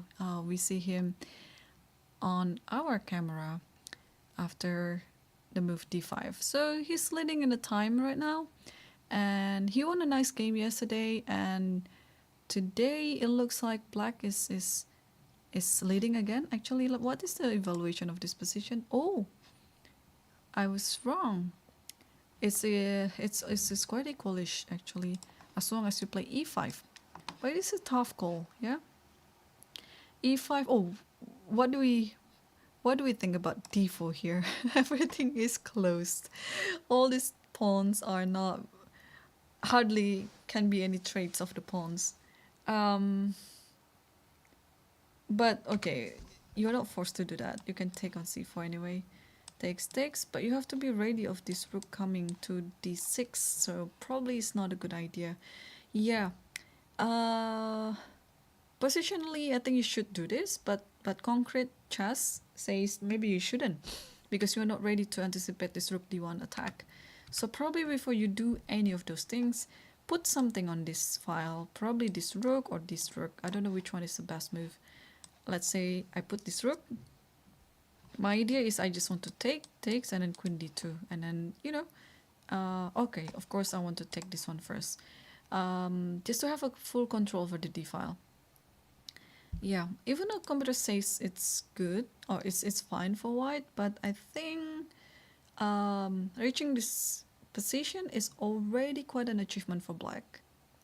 So yeah, black can be a bit relief after d5.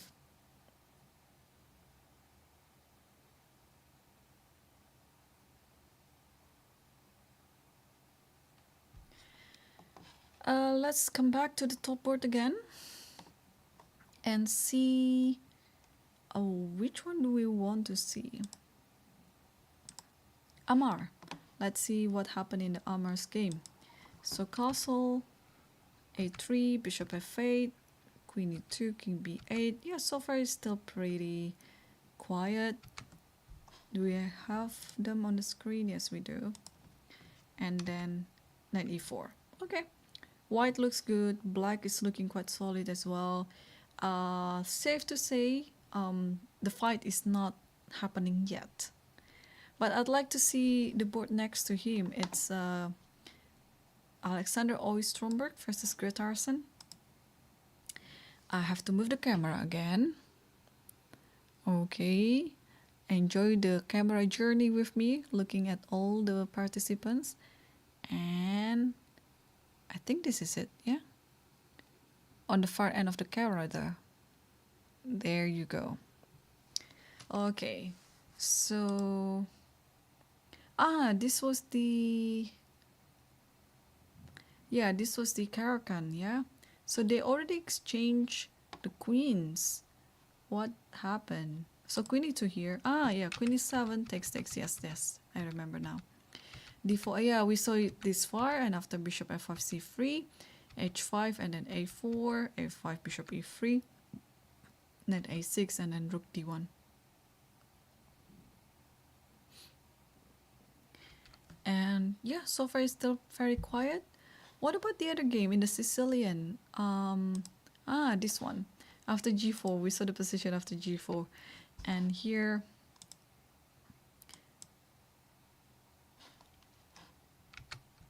Black played h6, and after bishop d4, bishop b7, and castle. And after b4, bishop takes. Oh, and he's still thinking. I believe he's considering knight d5 here. Yeah, how likely is it going to happen? If knight d5, it's very tempting to play such a move. Takes here. If queen takes, give a check first. It might not be working, but it's just interesting to see. Let's say king here, bishop here, give a check, king here. I think you're forced to take, and then playing this position with one piece less, but having the king in the center. Because on the other line, after rook he1, if you play bishop e7, I think it's making it worse for black. Because after this, I think you have to give a check, and after this, you cannot really escape with the bishop, you have to take, and now it is a double attack to the bishop and the rook. Oh, I can smell some blood here after g takes f6. Yeah, knight d5 is going to come.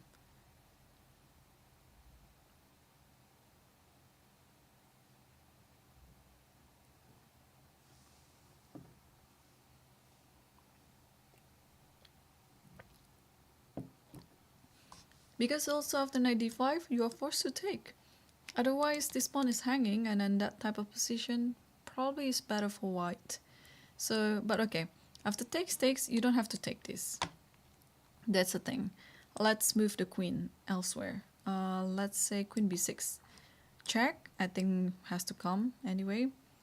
And if king here,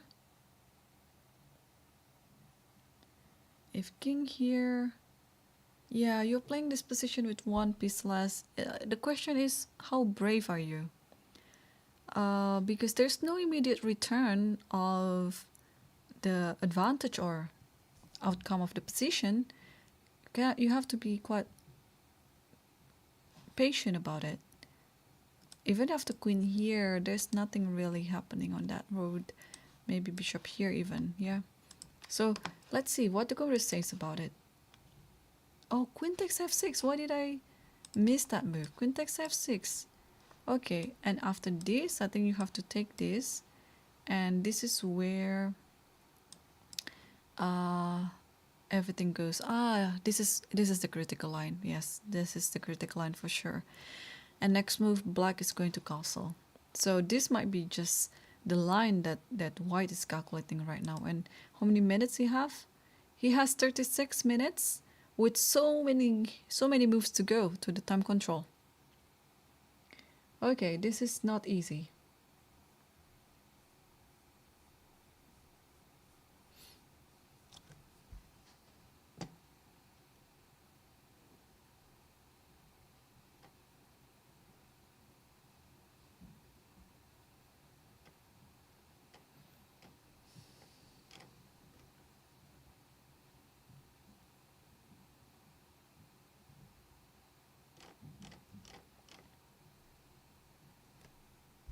Okay, so but he moved it to e2, knight e2. This pawn is hanging. If bishop goes here, knight d4. I mean, this is still a game. Anything can still happen. If queen goes to a2, I mean a4, king can just go to b1. Now the question is, where does this king go? I don't think the king goes there. Or maybe it's a bit too soon to go here, or maybe just stay on the center. It's also very normal in this type of position to have the king still on stay on the center. But maybe rook c8 is okay, yeah? Okay, it's still quite a game. I am going to take my next break. So I'll be back after a few minutes, so see you soon.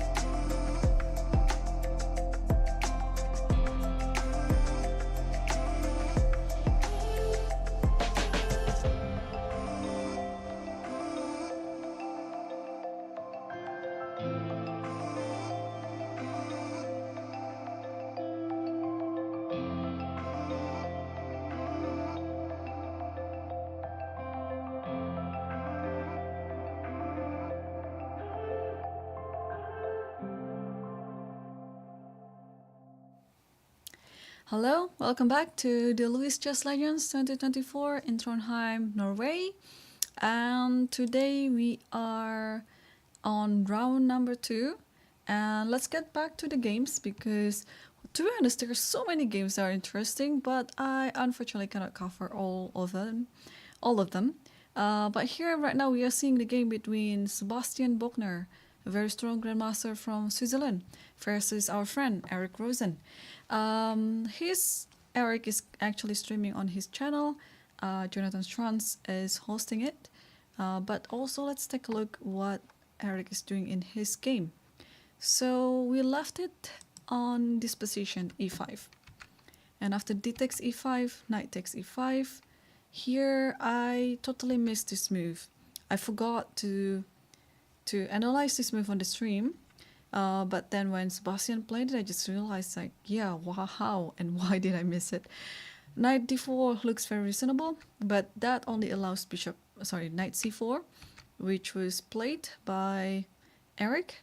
And now after knight f5, queen goes to e6, and in this position, bishop takes c4, and normally you would like to get your pawns to the center, so instead of d takes c4, Eric decided to take it with a b pawn. I think it's a wise decision anyway. And after knight e2, he played rook f e8. Okay, so I still like my a5 idea before, because now imagine having this position but with a file already open. We can actually come back to this a bit later. Just one inclusion of a5, yeah? a5, a3, takes, and now e5. Let's say we're doing exactly the same thing but with a5 inclusion. And after this, knight c4, knight here, queen here, bishop takes, and then what happened after b takes c4? Knight e2, going to d4 or not f4. It's pretty clear that it's going to d4, and rook f e8. I think this position is much better for black. If this happens, because you have at least the idea of putting the rook here on. In fact, in this position, you don't need to play rook f e8. You can just play rook a2 immediately, and you're already posing a direct attack to the bishop on b2. Like you want to take this and then take this, or you also can try to create, oh, this is actually such a nice move to play c3. Because the queen cannot take, the knight is going to hang. The bishop cannot take because the queen hangs. So yeah, I still like the a5 better. But maybe e5 is also fine. Let's see what the computer says in this position, because I think this is the critical moment in Eric's game, where he has to decide which planet he's going to go. But I think the inclusion of a5 is not hurting his position at all. What does the computer say? Computer likes e5 actually. And a5 is not that good because why? Should be fine. a3 and e5. So can I just take this? Takes and then e5. What's the big issue about it? You have to take it with the knight like this. What happened if after the e5, knight e5 and knight d4? And you play knight c4. Okay, what about knight here? Queen e6. Yeah, this is still fine for white apparently. And after takes this, b takes c4 and knight d4. Like this, yeah? Okay, queen e5 and knight e2. And queen here, okay. Yeah, this pawn is going to be quite weak in the end. Okay, let's come back to the current position. Rook f e8 was played. It might be a bit too slow, yeah? Bishop c8, I like bishop c8. Okay, maybe Eric doesn't like after this knight, the queen has to move. But yeah, queen here looks good. Oh, what a move. Knight here and then bishop takes. And then, can I take this actually? No, you cannot. Because if you take this, the other bishop will hang, not the queen. Because if you take the queen, there is knight e7. That was the whole idea of this line. So, okay, in this position, after bishop takes here, you have to take the queen like this. Takes the queen, takes the bishop, takes the rook. And how is it looking here? Takes, And can I go? Oh, the thing is you cannot go to c8 any of the rooks because of knight e7 and it's a fork. Okay, that is such a long calculation. But the current position is rook fe8 right now. So if Sebastian plays well, he will find this move knight e4, which is not that hard to find. I mean, the whole idea of knight e2, you want to put it on d4 anyway, so I think it becomes quite automatic for him to play that.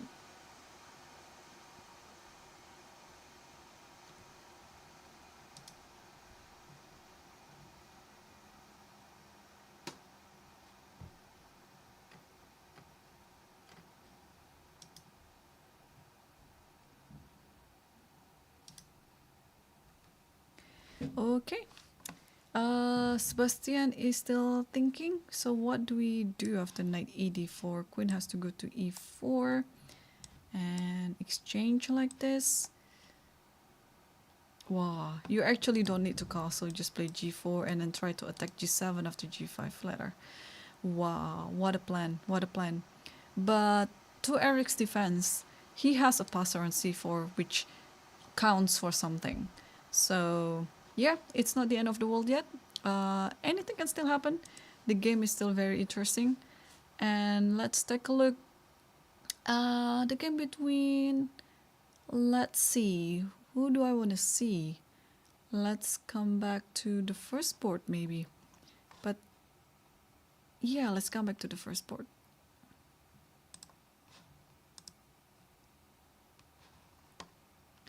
Okay. And here we saw the position after d takes c5 and queen e7. And Frodo played bishop e2. And after bishop g4, you take. Oh, this is a very critical approach here. Okay, I think obviously I'd like to open up the h file by playing h3, but I think yeah, there's g3 here. There's g3, or in any case you can just takes this, and queen e4. Having an exchange is a good decision for black in this position. So after having this double pawn on the c file, white should be very careful not to go to the endgame, because in the endgame I think only black is standing better, although maybe not as much. Okay, so after here takes, and then rook d4. I like this move. You're attacking the pawn, and now black is still thinking. Shall we give up the pawn, or is it still possible to protect it? Because f5 is not the move, because you just take it. What about queen e6? Probably after queen e6, now, can we play h3?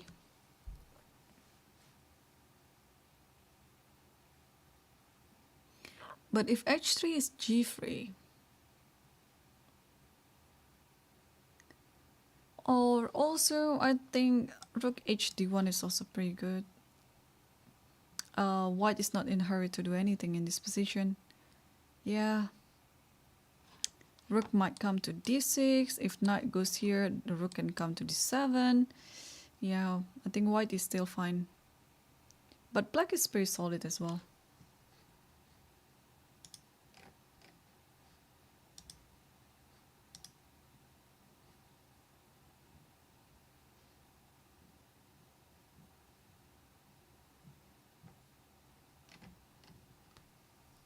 Okay, let's see the second board. The game was quiet, not much happening, but now we see a major pieces endgame. Ooh, okay. Material wise, everything is still pretty equal. We saw the position after, no, not this one. I think somewhere here, yeah, after bishop d6. White decided to takes, and then knight b3, and rook d8, bishop here, and knight d4. Black looks pretty good, but white is also not bad. Takes. Yeah, if you can only take advantage of this IQP in the end game, white is going to be better. But I don't see a way to take advantage out of it. So h3, knight e5, queen e2, knight c6. Black is doing totally fine. And white is not very ambitious too. Yeah, I think there's a good chance that this game will end with a draw.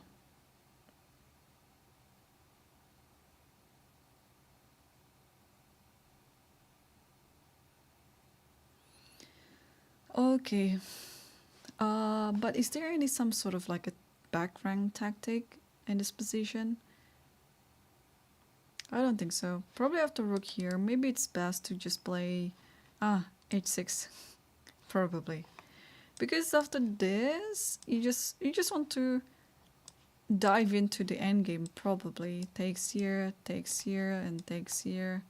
It should be draw, but maybe not the best way to make a draw for white, because black looks just better. I mean, it's a pawn. There would be like a pawn down, so maybe. Okay, check here, and then rook here. Should be fine, but yeah, eventually black, I think, is looking better. So if white wants to exchange all the pieces like that after h6, that's not the best way to do that. But what is the best way to do it? Probably queen b5 here.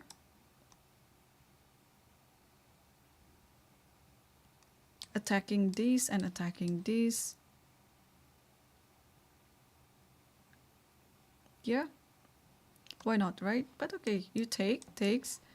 And first of all, there is this queen check and takes. Yeah, it should be drawn. It should be drawn, but gotta be careful. Both sides have to be careful. And also, for example, I can play a move like queen d6 and then, oops, my pawn, but there is this check and the king cannot go here, and if you do this, just takes, and black wins immediately. It's always tricky with the major piece endgame like this, but it should be quite equal and draw. And indeed, black played h6. It's just a matter of questioning your own defense, like in this position before playing h6, like what is the problem in my position? And the only problem that black has is the back rank. So that's why try to solve the problem. h6 is the way to go. You just want to get your king into safety. Then there is no more attack around the back rank. The king is pretty safe. And now all the major pieces, the queen and the rooks, they can safely do anything they want without worrying about the king anymore. And let's see the third board. It was the Sicilian. What did he decide after knight e2? Okay, not much going on. After knight e2, queen c5 happened, and knight f4. Yeah, so it's gonna be quite a long maneuvering game first, I would say. Like the knight will move to h5, and I think that's the dream position. I know it looks weird, right, having the knight off the board like that, but I think that is such a good square for the knight to be. Not only that it is protected, but also it is attacking the key squares of black's territory, mainly the pawn on f6. And then after knight being on h5, maybe white can try little by little to move the queen probably to e2 and then push the pawn to f4. I think that's the way to go. Okay, so white is not having any problem, I think, in this position. But let's go back to the fifth board here. Oh, the camera is still on Eric, so let's take a look what he's doing. And then we get back to the fifth board. So we saw the position after queen e6, bishop c4, bc4, knight e2, rook fe8, and knight eg3. By far, this is not the best move that the computer suggested. So the way to go is to play knight ed4, followed by queen e5, and what was again? Oh no, not queen e5, queen e4. And then going for this endgame, like takes here, rook takes, oops, sorry, that's a mouse slip. Rook takes and then g4, this is it. But knight eg3. Why didn't the computer like this move? There must be some reason why. I'm still eyeing on a5, to be honest, because I'd like to get my pieces ready, and maybe that's not a bad idea. what could be the threat in this position? So, okay, maybe the threat is after a5, bishop takes f6, queen takes f6, and knight h5, something like this, and g7 is lost. But is it really scary to lose that pawn? Because you have a pair of bishops, you're going to attack the center, the king is still on e1, so I think you have a good compensation. Let's say I play queen here. And if you want to grab this pawn, you have to take it with the h knight, because this knight is pinned. But this is exactly the reason why these two pieces look quite loose, because I can bring my piece to c8. But first of all, I'm a pawn grabber, so I'm going to grab this pawn first. Yeah, I'm going to grab this pawn first. And at the same time, this rook is so beautifully placed on a8, although it hasn't moved, but it is so good already. And then these knights, they kind of like hang. Hang on. I forgot about the rook on e8, but do I really care about that rook? Maybe. I'm not. Okay, black is not in a rush to do anything. I can play here, for example. And try to somehow attack whatever there is. Or even rook e4, it's also not a bad idea too. And then I was thinking, oh, is it? Oh, there might be some attack like this. Takes, check, takes, and then rook d7. Although there's rook c8.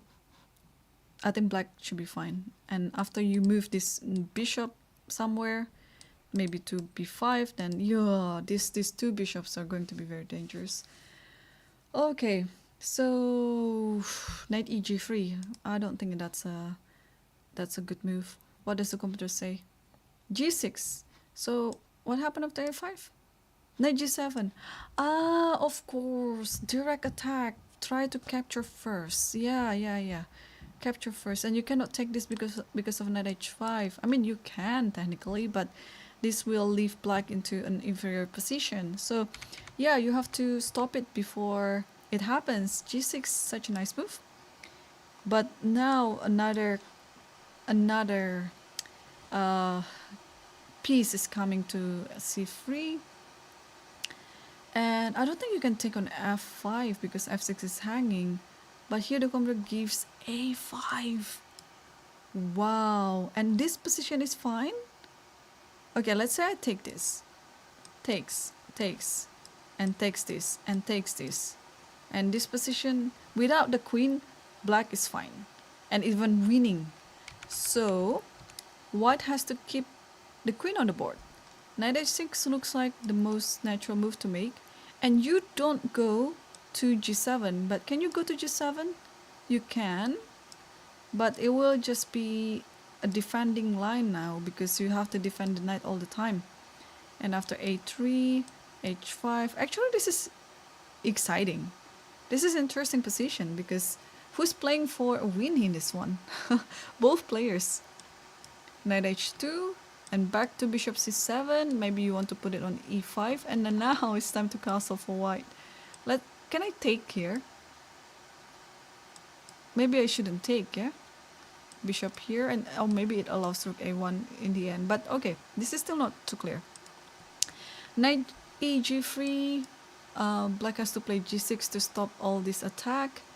And knight d4 back, let's say. Queen here. Knight here. What am I looking? Why is suddenly back retreating all the pieces like that? Okay, it's a bit confusing, but that's what the computer suggested. No, this game is very hard to comprehend, and some move have been made. What did he took on g3? I don't like this move, but probably it's fine. Okay, what's happening? So naturally you would like to take with the knight. You don't want to destroy your own pawn structure. Okay, so that's fine. So Eric took the easy way, not the complicated way to deal in this game, like knight here and then a5. And then after bishop After b takes a5, rook takes a5. Yeah, the position looks very reasonable for both sides. I like this bishop, but also this is a passer, so every side has their own advantage to play for. Okay, very, very interesting. Sebastian is still taking his time to recapture the piece on g3. And I think meanwhile we can come back to... Who do we want to see? Let's see Pia. Let's see Pia. While we are on this camera, let's find where Pia is. Pia, where are you? Oh, there you go. Let's zoom in to her.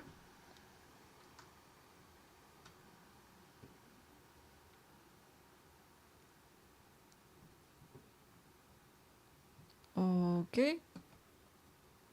Oops, it is a bit too zoomed in.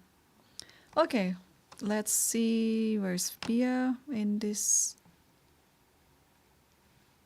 There you go. Okay, Pia is having a great position in the endgame. We left it until... Where did we leave it? Bishop b2 maybe. Yeah, like here, knight c2. I remember this position. She played knight c2, castle, bishop b2, queen b7, rook a de1, and this rook goes back to d8, okay. And double up the rook probably, but she's being very patient here. So takes here, definitely you don't want to take with the knight because the bishop here is hanging on g2. So you take it with the rook, and after knight c5, rook fd1. Takes d4, bishop takes d4, knight ce4, and knight e1. And after rook d8, f3, so slowly trying to improve the position.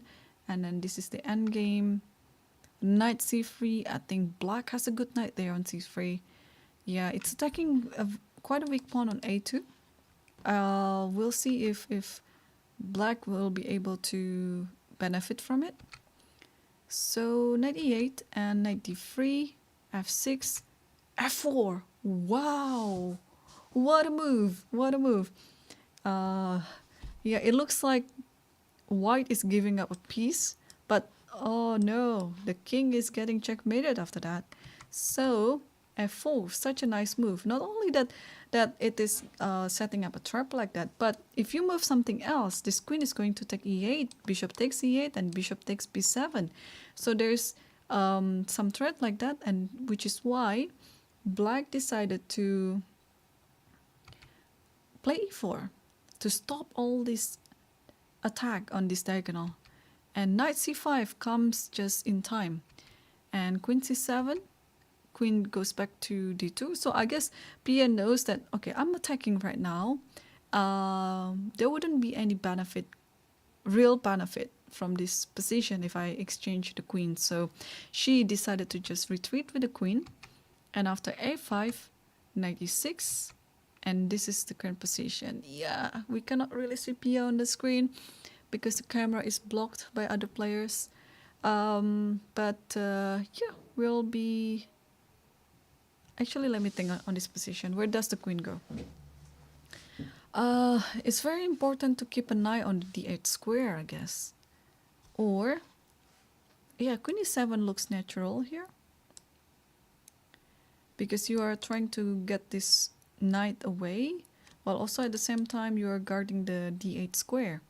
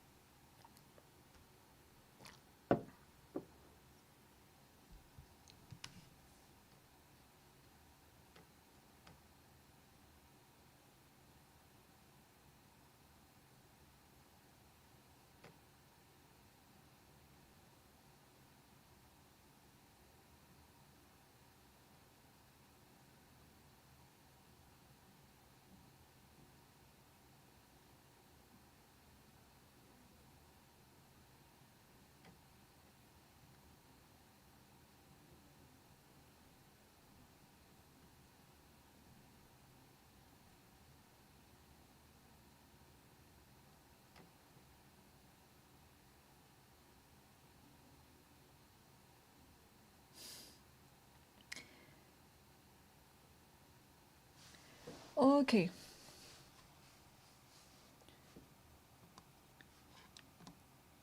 Has Luang Pong Han played a move? No, 96 is still on the board.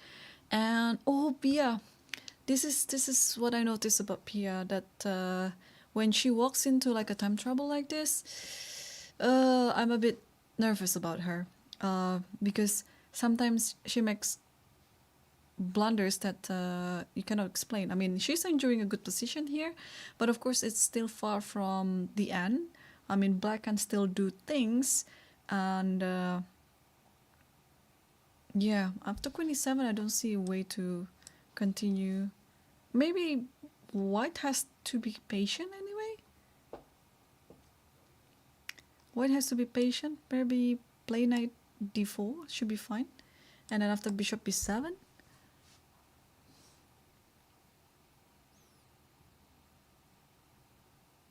Oh, there is this move that I've been trying to play earlier on, like a3 or a4.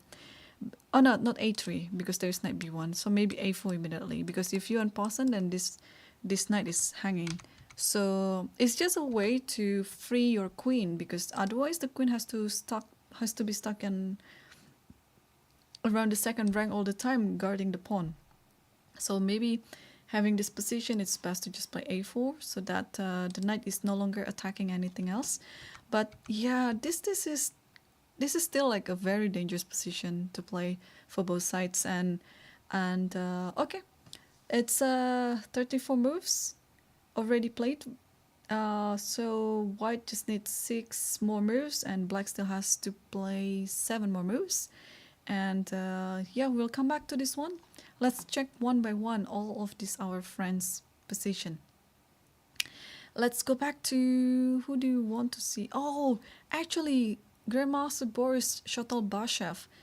He is originally from Bulgaria, but already for a few years he's been playing for Denmark. Let me see if I can get him on the stream.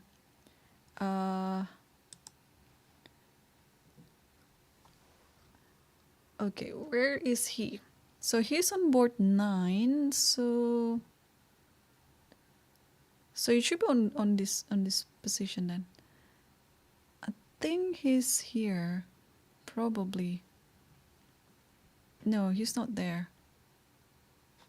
Wait a second.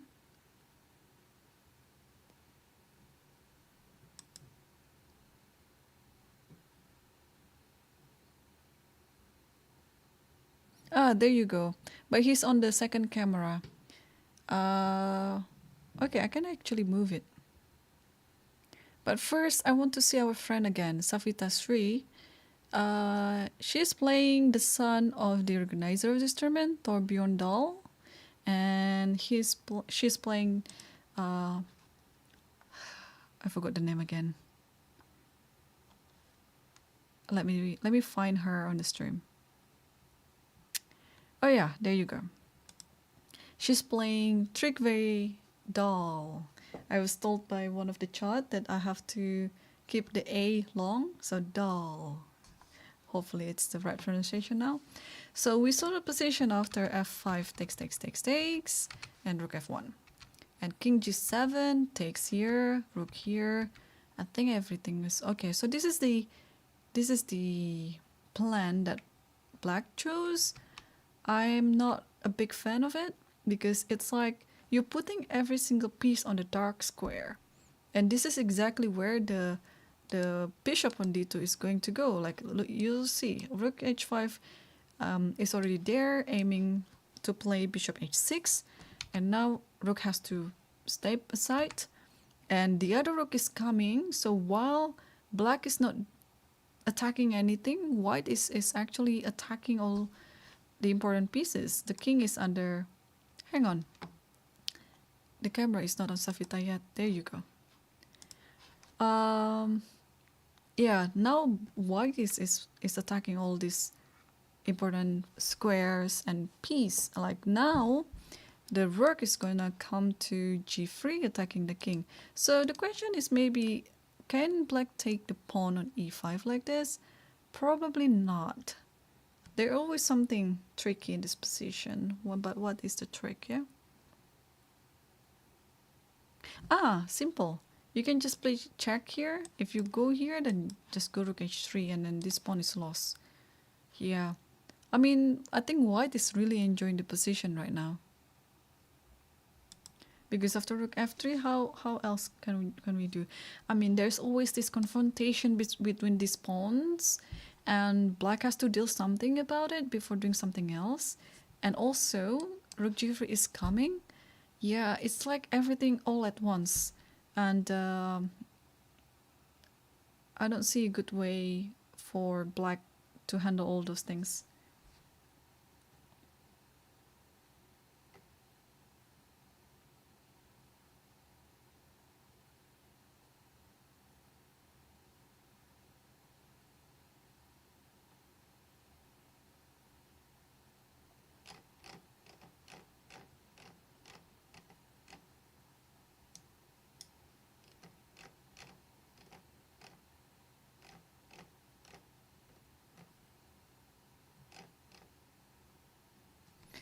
Okay.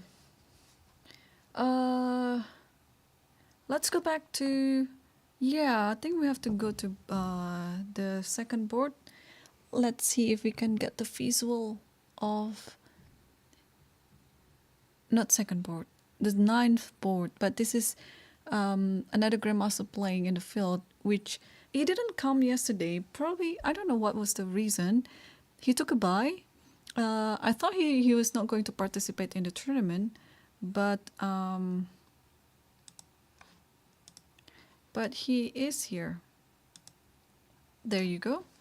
Yeah, Daniel Fisher yesterday, he drew against Hammer, right? I think it was Hammer who he played. Let me take a look, round 1. Yeah, he drew against Hammer in the first round, and his opposition, Grandmaster Boris Shotalbayev, Shotalbashev, was not present. So I think he took a bye, and now they're playing against each other. So let's take a look. Let's take a look at their games. So e4, c5. Oh, we see a Sicilian Rosolimo. Castle, bishop g7, castle, and knight f6, c3, castle, d4, d5, and then e5. Okay, this is still quite a theory. Takes here. Yep, queen e2, a4. I think both players have been playing pretty fast. You see, like in this position, like white didn't really take much time to play all the moves. It's still within the theory book. Bishop d3, knight b4, a5, queen e6, and knight d2. Takes. Okay, so complicated still. Bishop c6, queen f7. Okay, be careful there. The knight is gonna take e4 knight, and the queen is hanging, so you cannot take it back. So queen f7, a good attempt to anticipate it, and knight b1, g5. So black is trying to attack the king side. Okay. h6 takes, and then takes with the pawn. Knight c3. Okay, the bishop here looks like a big pawn, but it is actually very strong. Like, it cannot be attacked, and it is protecting b7 and d5, and it's actually a perfect place for the bishop for the time being. And after knight a4, f5, knight e5, and now there's this question, yeah? How do you deal with this attack? Are you going to take the knight? And I think at some point, you have to take the knight. You cannot afford of losing this bishop on c6. But now the question is, how do you take the knight? Because I'm not going to be surprised if black decides to also take it with the rook. Takes here and then takes here, having an exchange down, but with a superior knight in the center and a pair of bishops and the potential of attacking after f4, g4, and so on. I believe this is what black is thinking at the moment. because that is the whole idea of whites giving up a pawn. Because if you take this, takes this, and then rook takes, we are entering the opposite colored bishop, which is going to be very dangerous because this bishop on e3 is a much better bishop than the one on c6. And after bishop d4, let's say you move the rook down to e7. Yeah, now this bishop used to be like a good bishop, and maybe it still is, but it's also a big pawn. It doesn't attack. So it's as if now white is playing with an extra piece. So for example, you can put the knight here, double up the rook, and in the right moment you play f3. Because look at the superiority of this bishop over this diagonal. It's major. So, knight e5. I think, like it or not, black has to take it with the rook. And what just happened? Oh, he took it with the bishop. Okay. He took it with the bishop. And after d takes e5, you are not forced to take it actually and let the bishop has a very good diagonal. Maybe you can just come down, like probably put something on here, but it's so tempting to take. Yeah, d4, that's it. Yeah, so what I like about Boris is I saw some of his games, and he's quite an experienced player, so he would like to have everything in control, playing with principled chess, and this is it. So yeah, taking this, although it's a free pawn, but in the long run it is posing a positional problem for black. So that's why he didn't take it, he just played d4. I think that's the way to go, because now you're forcing this trade. Hang on. Oh, I missed the tactic. So if you're doing this, king takes, and now this bishop is attacking the knight, and also this pawn is attacking the bishop. Oh, this is the tactic. And is there any way to get around it?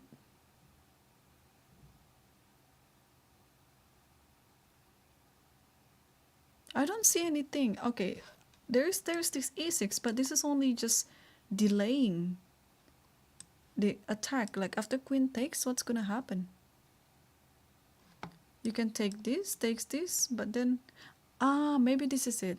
You have to do this, but that's not really it. Knight b6, it's attacking the rook, but the rook doesn't have to go. You can just take this, because what happened is after that we have e takes f2 and GG, black wins. Okay, I think we come to this game at the right time, because this is very interesting moment. After d4, is there any way to get around it and not losing any piece?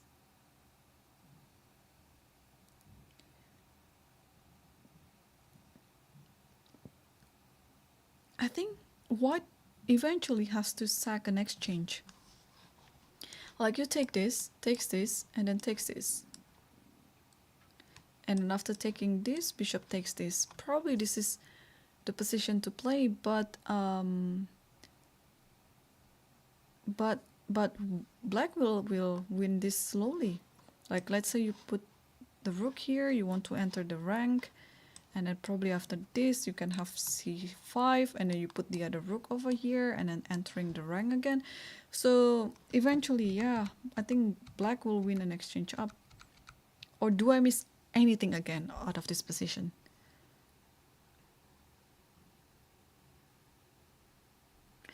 d4.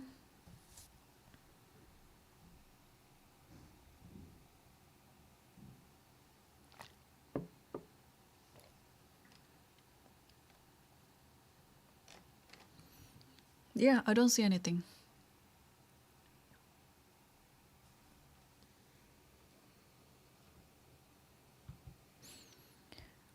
Wow, this may be just the way to go for black. And I see in my cameras there are some moves happening on the game between Savita, so I think let's take a look at that, because I think in this position, yeah, Boris Chotalbashev will be able to go on winning this position.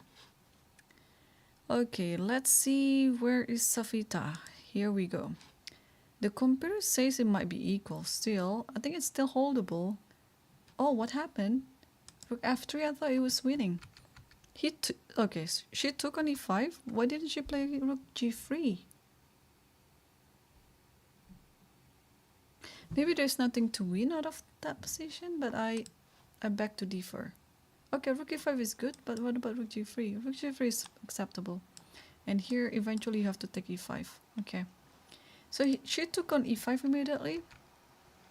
Bishop f6, and then rook f5, rook e6, and here the computer suggested rook g3, which is very logical move to play. And king h8, let's say, and then rook goes here. Attacking this one. Okay, that is interesting.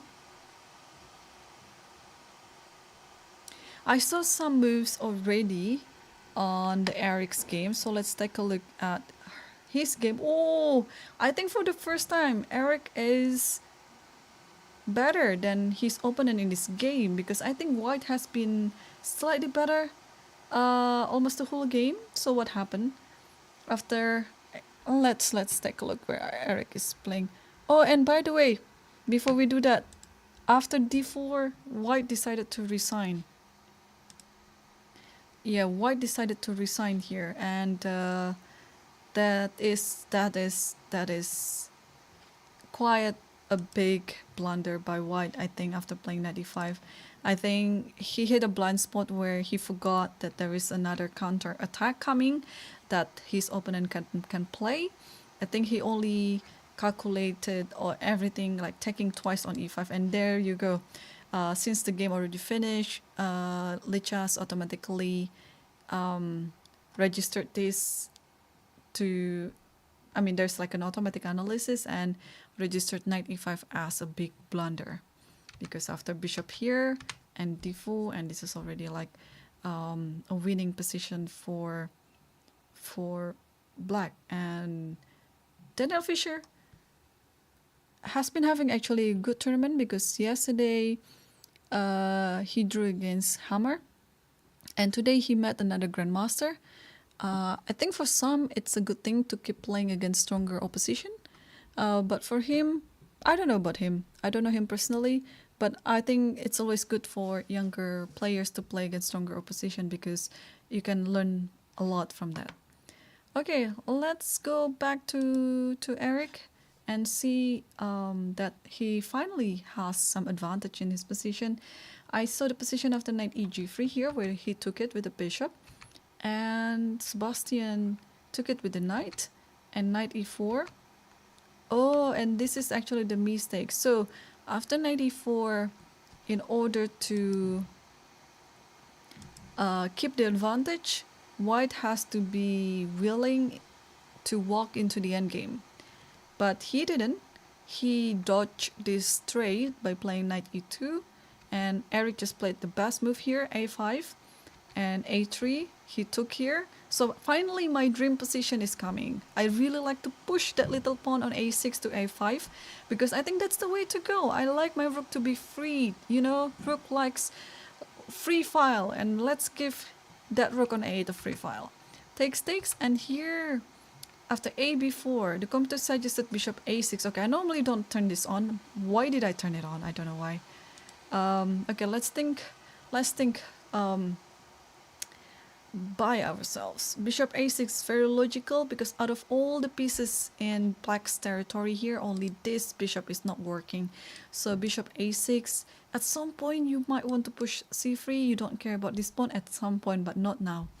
But probably after having the bishop on a6, slowly moving it to b5, and you are secretly, or not secretly, attacking a4 for this exchange up. Yeah, I like it. Bishop a6.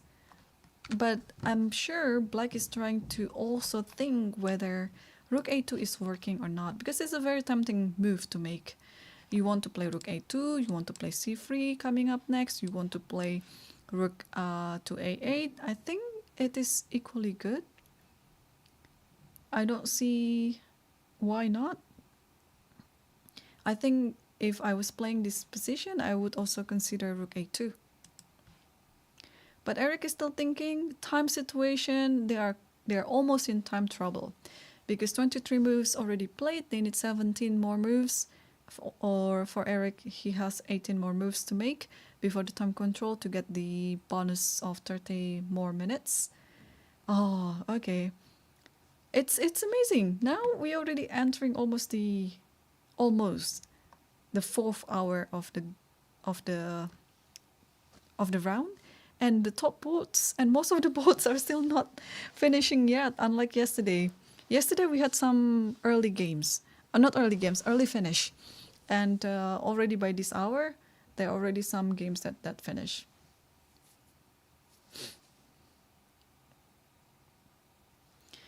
Okay, he's still thinking. Yeah, and both of them are very focused because it's still quite a complicated game to comprehend, and only with little time left on the clock, they have to be paying their full attention to the game, not to lose any single minutes, because it's easy. It's such... Okay, here is a summertime in Trondheim, Norway, but the summer here is very mild. Like, I'm coming from Indonesia, a tropical country, of course, where this summer can be our winter. If only there is winter in Indonesia. Of course, there is no winter in Indonesia. Even our coldest month, sometimes it's the raining month, it's not as cold as the summer here. But, well, things kind of change a bit lately due to the global climate change. Sometimes we experience some cold days too, but if you're living in Jakarta or Java Island, the place where they are, the place where it is far away from the mountain, it's still relatively hot. But if you're living around the mountain, sometimes there's some snow, you know. I know it's a tropical country, but sometimes we see snow, but it's really happen. It's really rarely happen. Okay, no moves yet from Eric, but from his gesture, he's gonna make a move soon. What could it be? Bishop a6 is definitely the best move in this position, but rook a2, I don't object this move either, because that looks like a very good move to make as well. What else? Oh, there is actually one tricky line here, I think. If you play queen g6, you're trying to attack this. Do you really attack it? Yeah, I think you do.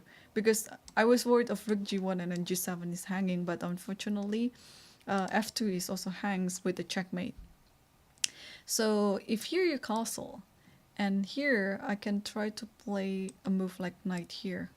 If you take this, knight takes this with a check and then takes this queen. And that might be just okay. Of course, white is not forced to do that. After knight g3, you can play. Let's say you can play here and then almost the follow-up. Okay, so Eric played rook a2, as expected. And his opponent immediately played castle, because I think that's the only problem that white has to solve at the moment. And now, can black make something out of this spin or not? Because it looks yummy. Like, this bishop is already pinned. You have a passed one on c4. You have a very good knight on the center on e4.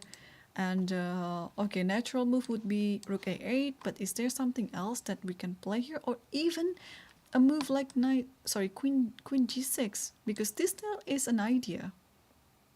This is still an idea. It's just that you have to be ready on anything after knight f4, because this queen has to move. So probably not the best reaction to this position. It's just an idea, but it doesn't really do much to black's position. I like doubling up the rook, Because now if bishop comes to a6, it might be a bit too late because white can try to offer an exchange here by playing rook a1.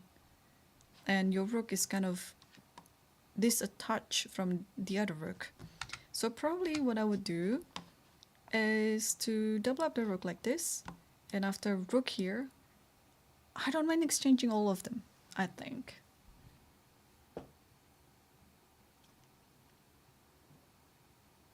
Or maybe I just stopped.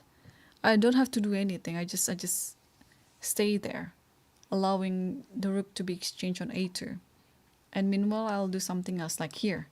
Okay, knight here, provoking knight goes to f4. And now I can play, what can I play here? Queen g5 maybe? I don't know what I'm doing. The thing is, when the knight is on f4, I can force c3 at some point. What just happened? Queen g6. Okay. Alright, I hope Jonathan on the other stream is also calling the moves for Eric, like trying to get into Eric's brain and then try to pretend that you are Eric and then try to play these positions. Queen g6, yeah, he definitely saw this idea for sure. And having this rook here is really helping. Actually, hang on. If I play rook a1 right now, probably it doesn't matter, yeah? We can make the rook and pre like this. Because knight can just go to g6. Sorry, g3. And the same... Oh, maybe not. You take this queen and the rook is hanging. Yeah, maybe not the best reaction. Okay, check first. King here. I was about to suggest rook takes a1, but this is mate in 1 on g7, so you cannot do that. Wow, okay, so this failed. You cannot play knight g3 right away. But what can you do is double up the rook.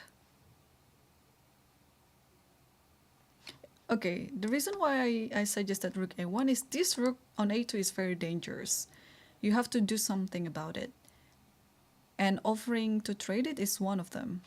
So if rook a1, okay, let's say rook e8, and if you take this and another rook trade on a1, what do you do?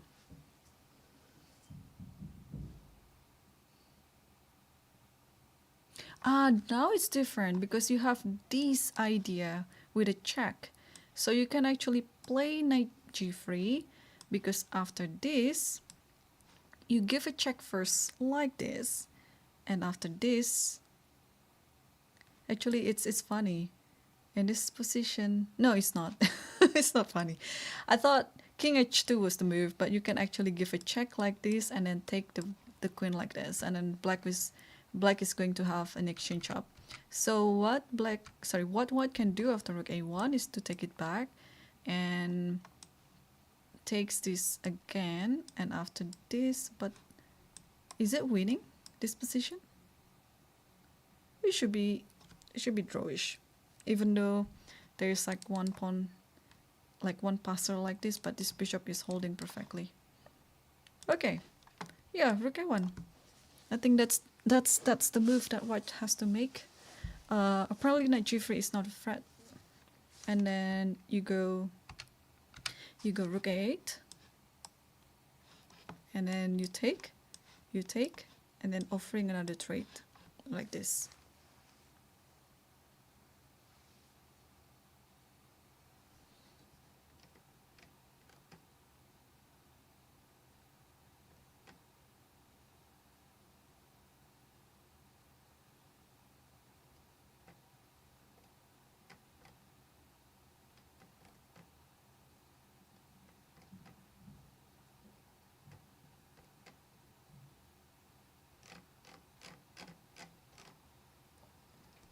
Wow, okay. Sebastian is still thinking. But okay, in this position, what do we do here? Yeah, queen g6 is still on the board. So we'll come back to this and then circle back. Let's go to the top board between Urkudal versus Duer. We left it after rook d4. And then queen e6, double up the rook, knight g6, and finally rook d6. Queen to e5, g3. Wow, it's been quite slow and actually very instructive. I was just watching the camera. At some point, I think the black player was offering a draw, but I don't think white accepted it. Otherwise, we wouldn't have seen all these moves. So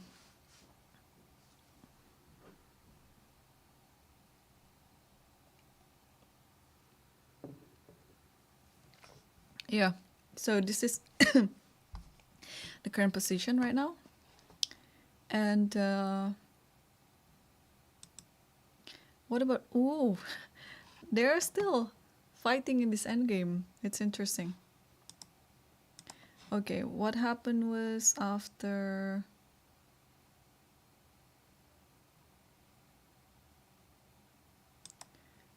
this position, yeah, double up the rook and h6. Oh, queen b5, okay. Queen c6, queen d3, b6, king g1, a5, b3, and queen c5. So very, very slow. I mean, at any point, white can actually take this rook. Queen takes here, and it's a draw, yeah. Just rook d2, let's say, put the king on h2. It should be a draw, but I don't know who's better. Maybe white is slightly better because the queen is in the center.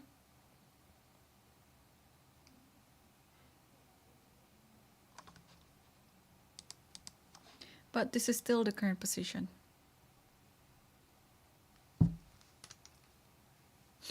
And what about the third board? It was coming from a Sicilian, and here we have, oh, actually we saw knight f4, yes, and then here black played f5, takes on f5, queen takes f5. Oh wow, didn't see that. Yeah, if you take this, bishop takes here, and then there's a double attack to both the rooks.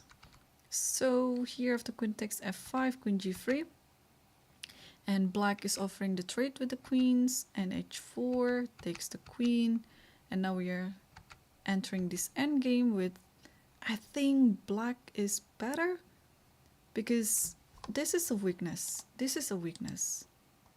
And black has two bishops, but probably not as much. I mean, the advantage maybe is not that much. Okay, knight h5 is nice.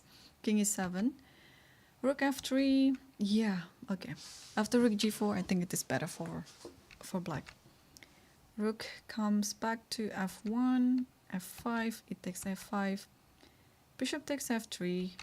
Rook takes f3, and this is the current position. So white is down in the exchange, hoping to have some compensation with the pawn, but I don't think it is enough of a compensation. How is the next board doing? Oh wait, hang on, what is going on? Oh, this is Chatal-Bashev game. Okay, I forgot to move. Oh, not this one. I forgot to move the camera around.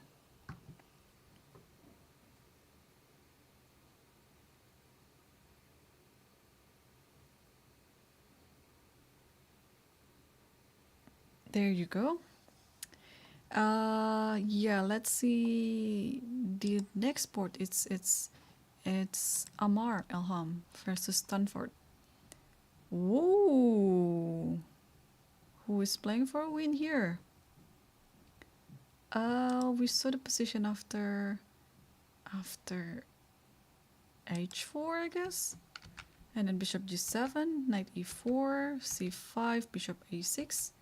Okay, takes e4, queen takes e4, f5, queen e3. Everything's pretty good. Okay, now we are seeing again another example of the opposite colored bishop.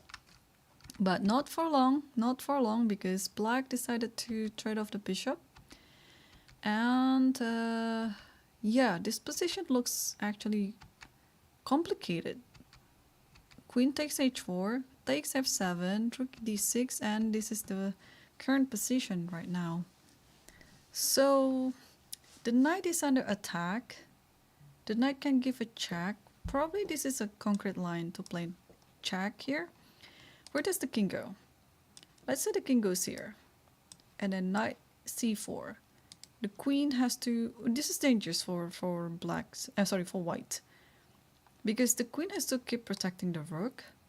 And the queen has to also protect this diagonal, because if the king is here, there might be a nasty check on f4 or g5 or h6. So probably after knight d2, the king shouldn't go to c1. The king should go to either a1 or a2.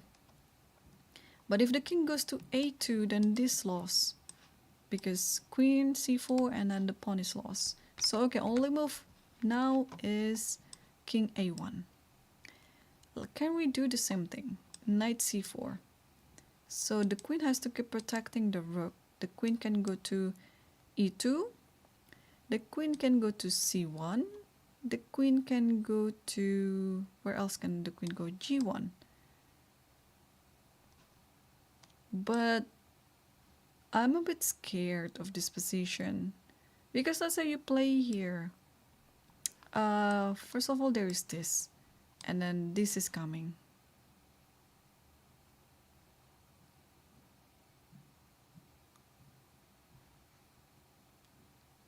Yeah, and how to stop all this attack? Wow, is black in control right now? Check.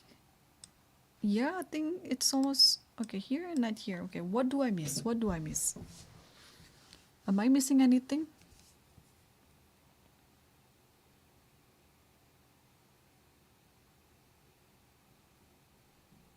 No, it looks like black is in control. Like, it's really a nice position for black. Black is down a pawn, but I think the compensation is enough.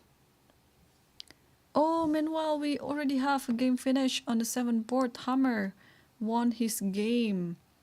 Let's see if we can find Hammer on the board. Where is Hammer actually? I think it's on the first.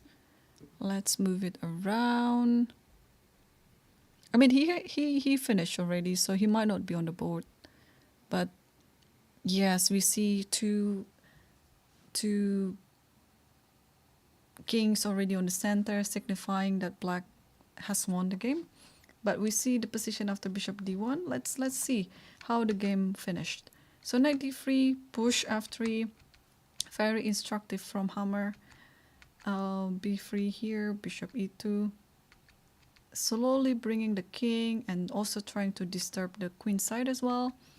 Knight e7. Yeah, this is what I was talking about earlier. Like, white's minor pieces are not in harmony. Like, they're quite paralyzed, even if they can move, but there's no really good plan for those pieces. And Hammer just tried to suffocate. Wait, what? Oh, okay. I thought that piece was hanging, but no, it's just. And this is another thing. Yeah, he is willingly walking into this endgame, even though this is like an opposite colored bishop, because of the pawn structure.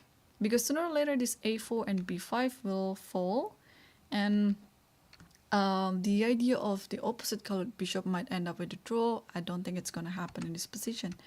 So they repeat some moves, and after bishop here, takes here again, and then another pawn. So here, technically white is down a pawn, but these two pawns on the queen side, there are two dangerous passers. So, what is knight here? I think you should keep as many pieces as possible in this position. Knight here takes, king here, push, push, push. Oh no, I thought it was a2, but I think it's fine. Okay, you're keeping the momentum with the king. Okay, d5, bishop goes to d4, and then you just promote, yeah? And the king here is a bit too slow to get anything. Yeah, the king can go up, and this is where white resigned.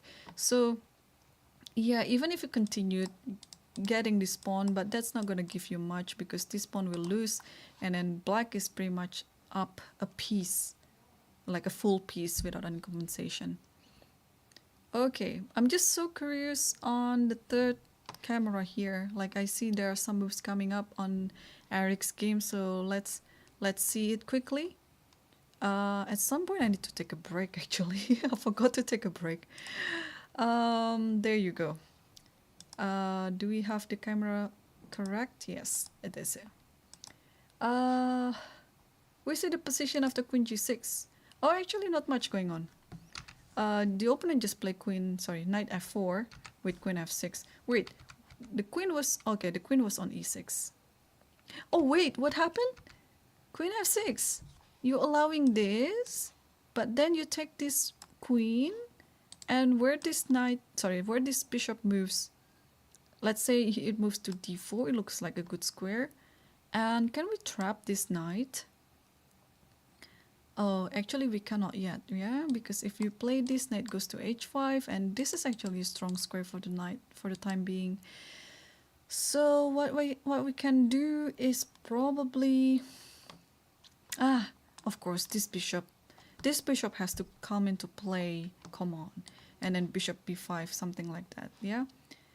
And wow, let's see the e-file bar. No, this is a mistake. Oh, did Eric miss a... I think Eric missed a tactic here. Yeah, he missed this one.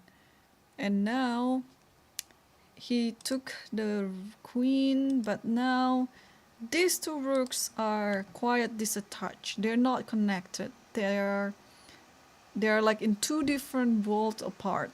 Okay, knight h5 is what suggested. And I think if you try to protect this pawn like here, there is rook a1.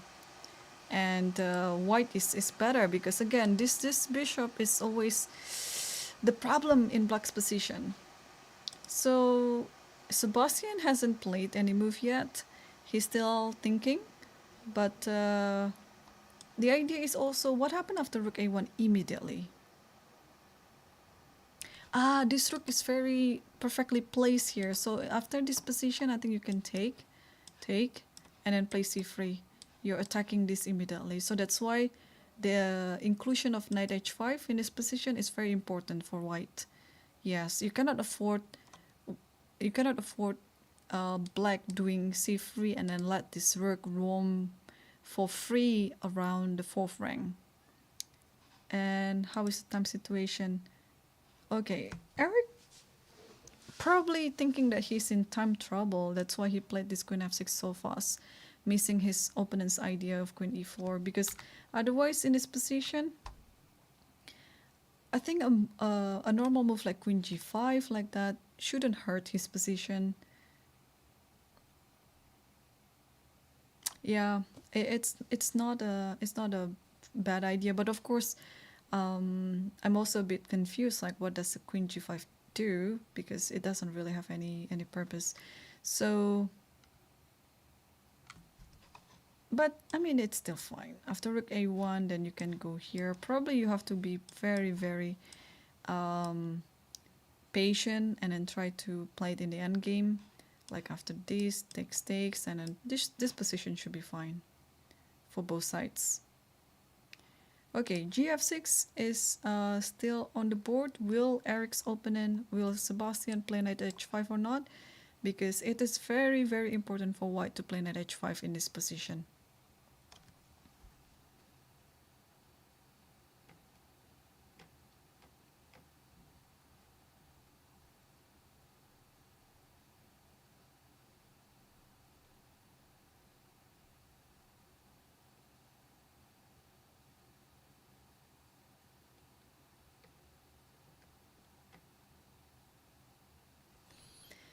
Okay, Oh, knight h5 has been played. Oh, okay. Eric is officially in trouble right now.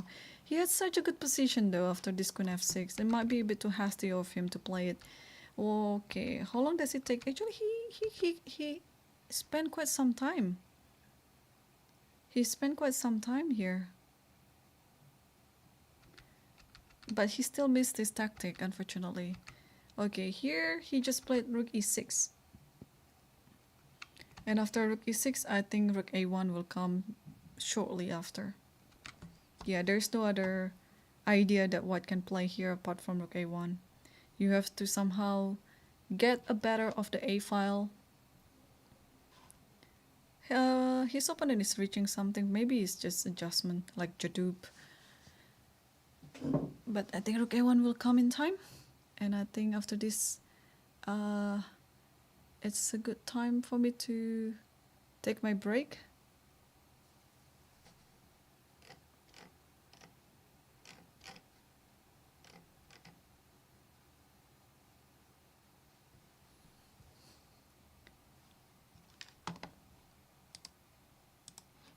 Okay, let's see how is Pia doing. Where is Pia? Oops. Pia is still playing. Let's move the camera.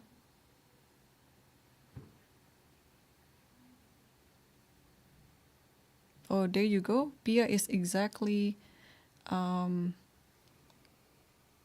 behind Eric. Actually, I can get both of them in one frame. There you go. Okay, in the far end of the camera is Pia playing against a WIM from Vietnam, Luong Pong Han. And I think we saw the position after knight e6 here. And after queen d6, oh, offering the trade. Knight d4, bishop d7, and a3. Wait, a3 is possible?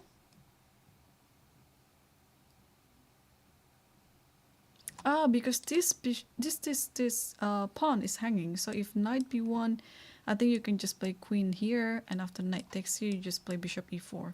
Okay, so a3 was possible, but it's the same idea. You just want to free your queen, so not always guarding the pawn on a2.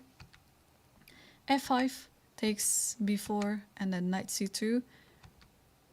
And okay, Pia has been playing very patiently, and now she took this pawn, because if you take it back with the queen, how do you take this back? If you take with the bishop, queen takes here. Do we have anything on the back rank? Probably not. So maybe it's easier to just take it with the queen and enjoy the free pawn. And now you actually have two pass pawns. So here after knight takes b4, her opponent played knight b1, queen e1, queen d6, bishop e3, knight g4, c5, and queen d8. Okay, I think it's just a matter of technicality to win this position, but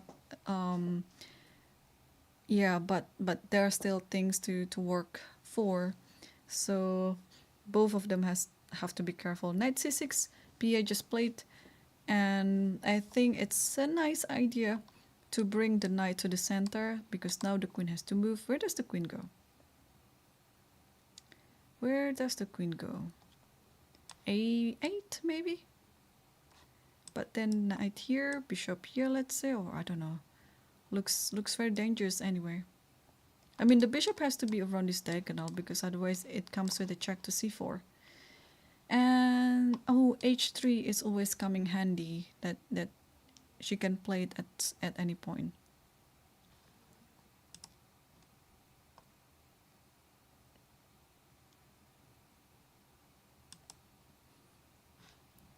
Okay, looks good. Yeah, before I take a break, let's see what's happening in this game. Okay, white is definitely better, but this pawn, yeah, this is the only thing that Eric can hope for. That's something to do with this pawn, and probably because of this pawn, he would be able to save the game. But we'll see,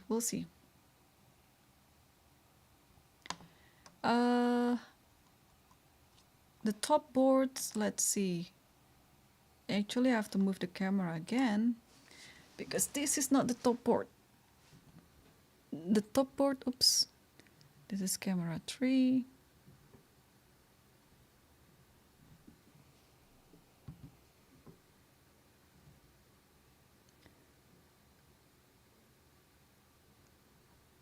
Okay, the first 2 boards are still playing, and how do we think about this endgame? Queen and rook, sorry, queen and knight is believed to be better than queen and bishop.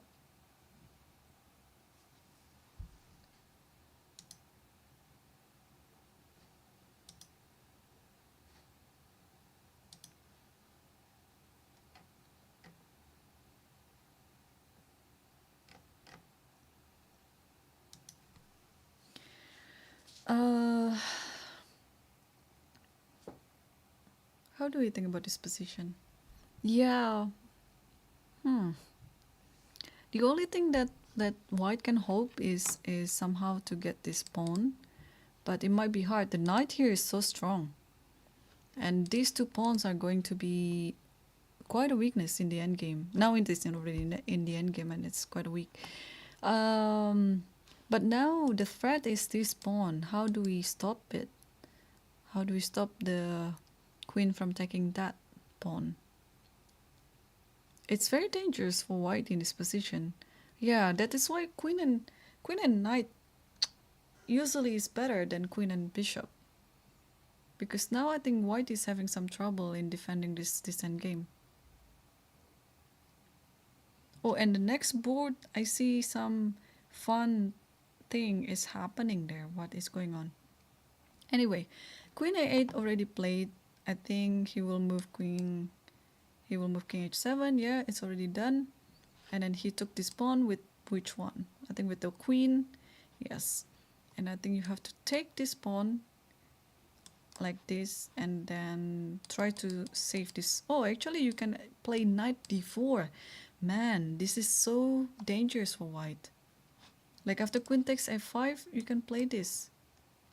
Or maybe black is thinking to actually take this pawn, because now this pawn on f5 is also protected. But I don't like this pawn. I mean, that pawn doesn't value as much as this pawn. Yeah, I think queen c4 is gonna happen anyway. What is the time situation? 9 minutes. Okay, black still has enough time. Yeah, this is the nerve-wracking moment in the game actually, because you are yet to enter the 40th moves, and all the moves coming to the 40th moves, they are going to be very decisive. And whoa, we just see on the board of that one, Juan just finished his game, and apparently he won. So we saw this position after d5, and I think he's going to walk over to Pia's board. Oh, aren't they so sweet? So Juan just finished the game and he won another game, and his wife is still playing and looking like Pia is going to win the game because she's currently better. And let's take a look how Juan did in his game. Actually, the computer doesn't like it after d5. I mean, the computer didn't like his position, but let's see how the game unfolded. Takes everything. No, okay, after a few moves, it's clear that black is better now. Okay, maneuvering the bishop, now maneuvering the queen. Ooh, the queen has a very good diagonal. Takes, but I think it's still holdable for white. What's happening then? Oh, what? g5, g4. Is this a breakthrough? I think it's still too early to call it. Takes, oh, and then bishop h4 and then gg. Because wherever you go, this queen is ready to give a check. You go here, queen check here. You go here, which happened in the game, and queen check here. And you almost cannot save this queen because the rook is coming to d1. Wow, what a game. And thus, gave him 2 out of 2. Yeah, perfect score for Juan Manuel Ballon Lopez so far. Okay. I think I have to take my break, but the games are getting interesting, and especially because they are yet to enter the 40th move. So Juan is still looking at Pia's game, so let's see how is Pia doing in her game. Pia is currently down to 21 minutes. So they already entered the 40th move, but her opponent just played so fast. And probably that's a good strategy, because maybe she realized that game-wise she's down a pawn, and then probably she realized that this is technically winning for white. So she's trying to press it on the clock. And I think we saw the position after. Yeah, here. Okay, so this happened actually. Queen a8 was happening. And here knight e5 takes e3 and queen d5, and this is the current position. Okay, so you can play bishop c4, but then you also have to be worried about queen d1 check. So maybe that's not the best reaction for now. Also, what's happening if we just play b4 or c6? Yeah, go c6. If you take this, now it's just easy winning for white, because after this you have this bishop c4 and GG. So probably c6 the way to go, and you just want to get closer to the promotion square. Do I still have water? I do.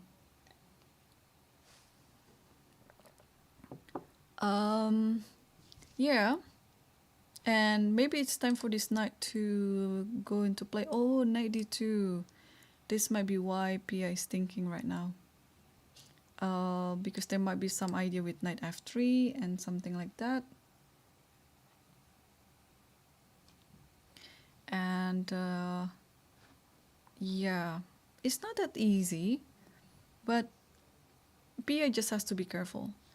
I see some moves coming a lot in Eric's game, so what's happening there? Oh, that pawn is finally pushed, but Eric is giving it for free.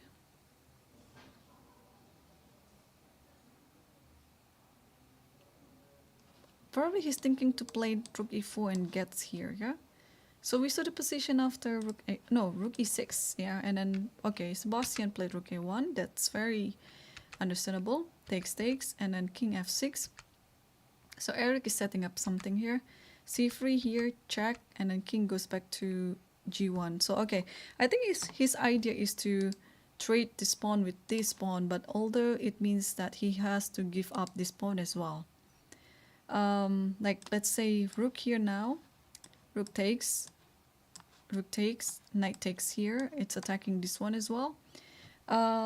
Yeah, there's a good chance that this game might be drawn. Let's say I go here, check, king here, but okay, after rook here, king goes to g3, yeah? So it's not really helping.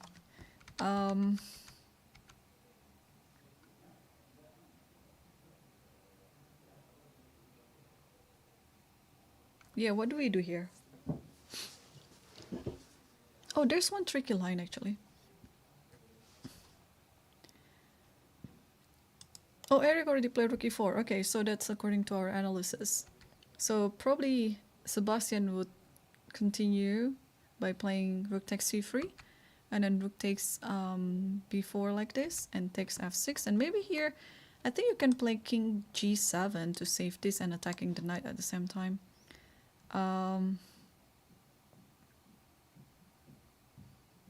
Yeah, probably this is how you should do. I mean, pawn-wise, everything is still equal, yeah? What just happened? Oh, he took on f6 first. Okay. But can we play rook c4 here? Of course, rook b4 might be just the transposition. But is rook c4 any good? Because I have one long-term idea here that you play c2, bishop b5, bishop a4, and then takes b4. But maybe it's just losing too many pawns, yeah, here, and then come back here, and the knight will go to d4 at a really good timing. So, and there is already a game finish on the 4th board. Amar won. What happened in that game? Because we saw after f3, yeah, he played knight c5. What's wrong with knight d2? Am I wrong? So he played knight c5, and of course after knight c5, now the knight is being kicked consistently. Bishop here, yeah, that's good. Takes. Okay, white just win after a few moves. Giving this up, and then now this. Okay, now this is a bit different to the other game, because now white has 2 extra pawns. So queen and, it doesn't matter, queen and bishop or queen and knight, I mean, you have 2 extra pawns. And then check, check, check, I think just to gain the time. And now bishop a6, check here, king goes here, and this is forced. And after bishop c4, just resign. Yeah. So I'm curious, this f3 position, like I think knight d2 followed by knight c4 is a must. Or maybe it's not. Check. What happened? King a2. Wait, what? It's interesting. Knight d2, king a2, queen c4 check, queen here. Oh, and then takes here. I thought it was dangerous, but this is fine.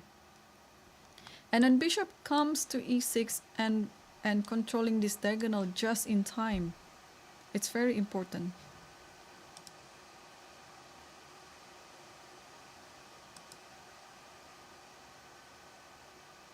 I see. So Amar has been actually better in his position all the way anyway.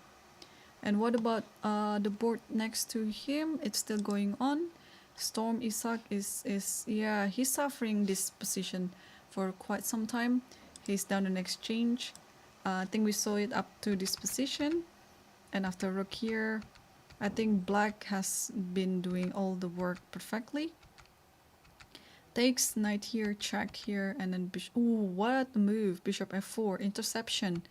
And yeah, if you take this, which is fine, but then you're going to lose this pawn no matter what, or this pawn. Yeah, the rook will go here, and then you're going to lose this. But I think that's something that you have to keep anyway. You have to keep as many pieces as possible, because takes here, and then okay, I'll be moving it faster because I see first board is already finished. So let's go to the first board here, that after queen takes a5, black took the pawn on c4 with a check, and king here, and then he decided to just repeat. But I'm sure there is a chance. Is there any chance? Like for example, after queen takes c4, king b1, I'd like to play knight d4. Like I want to be more ambitious. But is there any chance here? Let's see. Yeah, white is worse here, obviously. But after king b1, what about knight d4? Ah, knight d4, queen c3, and everything is holding. So you have to play what? Queen d3, okay. And after this, eventually you have to play queen f1 apparently. And bishop c1, and then takes this. Okay, yeah, it's quite complicated. You have to take a risk, yeah. But maybe black is a bit scared of this pass pawn on the a file, because this might come as something like it might be a bit dangerous. But yeah, it's just a matter on, do you want to take a risk? Or if you don't want to take a risk, of course you have this perpetual ideas, but if you want to take a risk, you might be rewarded with a win too, because the current position before black decided to take the perpetual is better for black. Okay, I really need to take a break right now. I can feel that my throat is a bit dry at the moment. What shall we do?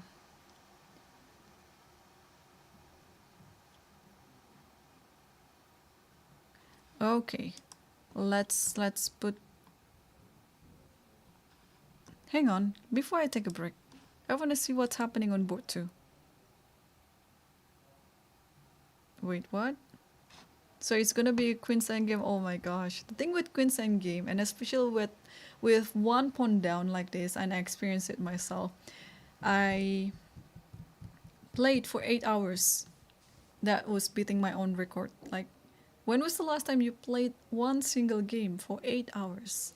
And I did it. It was because of queen's endgame, and I was down a pawn, and my opponent was just trying to win. And the last 3 hours of the game, it was quite drawish, but he was just trying to keep some hope alive to win. Anyway, okay, I think we saw the position after queen c5 and then king h2, and then queen c7, check again, and here white decided, okay, no draw, no repetition. I'm just gonna check the rook and grab this pawn. And after this rook here, and after this rook here, and take this. And then, okay, so black is just willingly give up a pawn like that then. That is a bit curious to me. So probably in this position,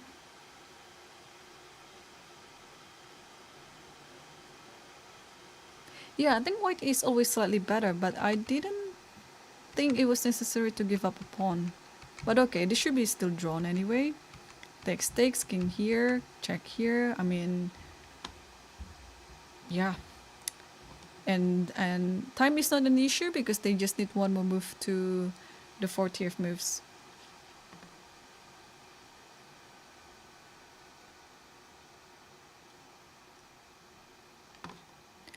I just have to do something. Let me see if...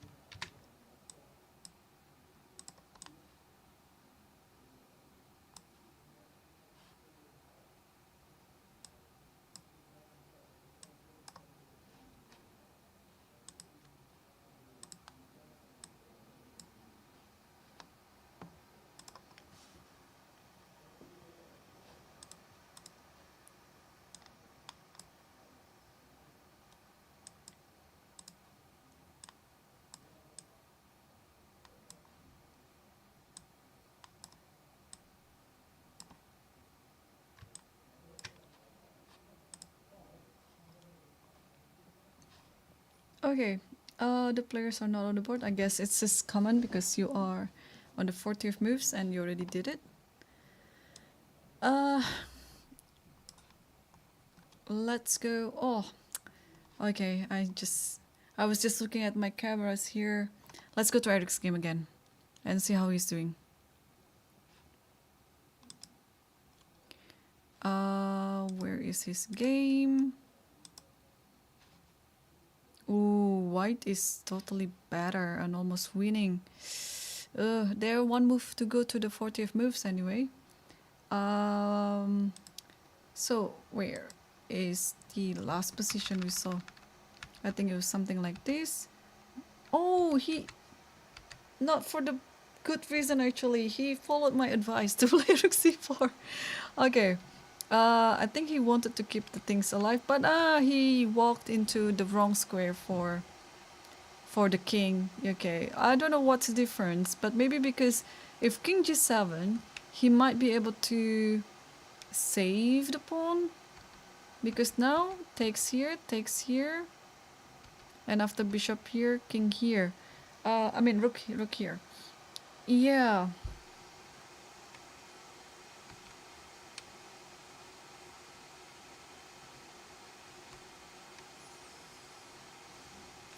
That is the idea. Okay, if the king is on g7, Eric can play rook e4 here. But now if he plays rook e4, there is check here and check on a7. And the knight will take f7 for free. Okay, so that is the idea. Yeah, if the king was on g7, there is no check around the back rank. So after knight d7 here, yeah, after king here, if we are going to see the same thing, here, bishop here, rook here, then he can play rook e4. Yeah, and then there is no check. Okay, so that's the difference. So here he has to close it like this, and now they already hit the 40th moves. So they receive like 30 extra minutes for the remaining of the game. Okay, I think. And how about Pia? I'm so curious on their games.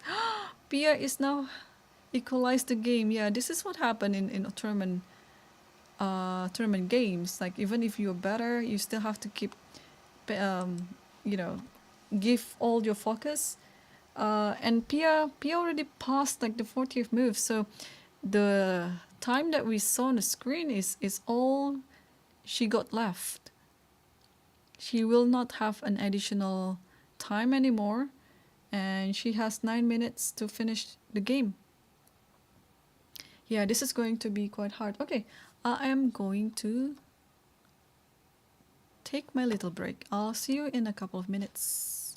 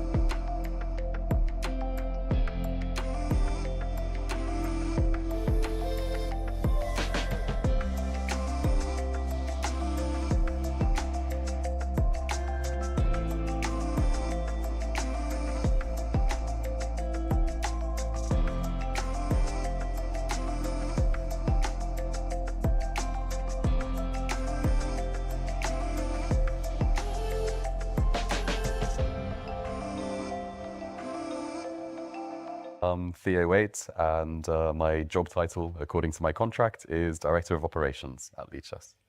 I'm Luca Bonnet, or Lucas. I am the president of the chess charity called Lichess, and I'm also sysadmin. My name is Chris. I do content things. We're very bad with formal titles at Lichess. Hello, my name is Sam. I started doing work with Lichess in 2021. I do development work on the Lichess website. I am Thanh. I'm a developer, and as a developer, I contribute for Lichess with my expertise. I have been involved with Lichess for about a year now. I was invited as a mod, and I was really happy about it. I'm Fishy Vishy. I've been volunteering for Lichess for 6 years, and I forgot the question. Lichess, is a non-profit and mainly volunteer-run. So this creates some kind of challenges when we're operating in a very much for-profit sort of environment and for-profit sort of world. We have a very high level of donations, I think, and people from all over the world donate to Lichess to keep it running. I always try to contribute something back to Lichess. Many other websites would use you basically to run ads and make profit.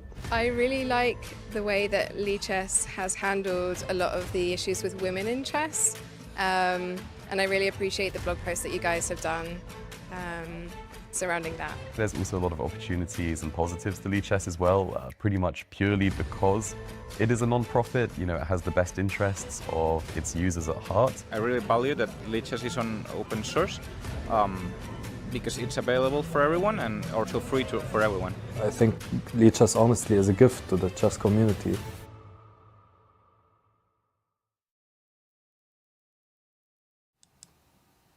Hello, welcome back. So I think we're entering the last hour of the commentary. Not necessarily the games, because yesterday I saw during my dinner, and my dinner was quite late. I think I took it around 11, not 11, it was very late. Maybe it was before 10 or exactly at 10, and I saw there are some games were still going on anyway. I mean, with this time control, you never know. Oh, by the way, the game is still on Pia right now, but the camera is on the other guy. Okay, let's see if I can get Pia on the camera. Oh, there you go. Yeah, so it's gonna take, I don't know how many hours, because with this time control, I think you can go for 6 hours or so. Yeah, so that's why some of the players, because they know the time control is very long, they brought their own snacks. They brought their bananas, chocolates, and probably some other drinks as well. And yeah, I am actually very curious to see the updates of this game by Pia, because Pia was having a great position. I think she was very close to winning. But now the position looks like it's equalized. So okay. Oh, she actually played c6, knight d2, bishop c4 happened, and after bishop being captured, queen d1 check, h6. I think that is, I don't like this h4, because then the king cannot really have like a hiding spot on h3 should the king needs later. So I don't know. h4 check, and then queen f2. Okay. But no trade, and then okay, yeah, I understand this. The pawn on c6, I think it cannot really be improved, because the bishop is very well placed on e6, and although the knight is very good, but yeah, the queen here is very centralized as well, and the king on g2 is quite vulnerable. Like it is prone to some perpetual checks. So the queen on e2 cannot really help the attack, or cannot really help to improve the position, and it might be just stuck around the second rank guarding the king. So I think this game is going to end with a draw. Let's take a look at Eric's game while we are still on the camera. So we saw the position after knight e5 and rook b4. Here, white is totally better still, but I don't think, if you ask the players, if you ask Sebastian and if you ask Eric, I don't think that they would say the evaluation would be up to +2 or almost +3 in this position. I think they would actually evaluate this position as white is better, probably the max is like +1. But actually this is all close to +3. So probably it's because of this knight, it can jump over to d4 later via f3. And I think I like what Sebastian is doing here. He's improving his position little by little. g4, f6, knight f3 here. And then soon he will have the knight on d4, and then he will bring his king over. Yeah, so probably I don't know whether this is the right spot for the king, or maybe you can go via here and then put the pawn on f4. I mean, white's position is very easy to play. Like you can pretty much push any of the any of the pieces, put the knight on d4, and then you're pretty good. So the best that Eric can hope in this position is somehow to create some fortress. And unfortunately for Eric, this is a standard game, so I doubt if he could make a Rosen stalemate. So, but I believe it's gonna be quite a long game for him.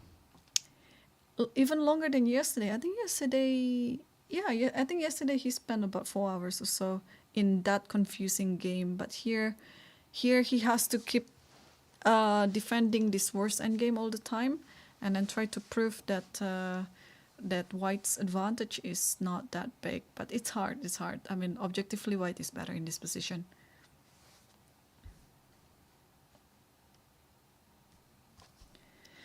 Okay, let's scroll back up to the second board. Another Queen's Endgame. Okay, I think we can leave it for a bit. It's gonna take a while. They will play. They will play all the queens going there, here, and then until the 49 move, you capture something or you move a pawn, and then the count resets again. And what about the third board here? Oh, the third board. I thought the third board has finished. No, they're still playing. They're still playing, but yeah, I think white player, Isak stormed. Is just waiting to resign here because this after this rook comes, you just push this pawn to h2, push this rook to g1, and then promote, and it will be game over. On the fifth board,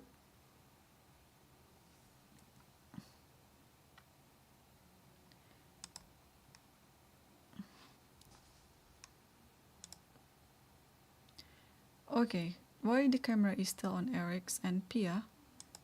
Oh well.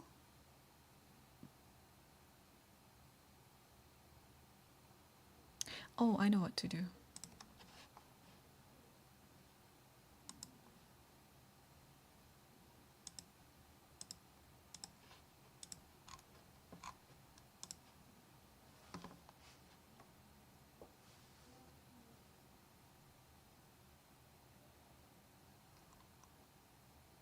Okay.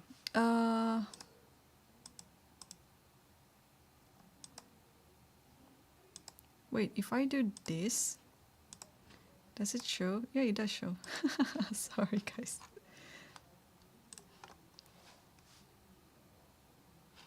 Okay. What is this endgame? It's a piece. No, it's a pawn down.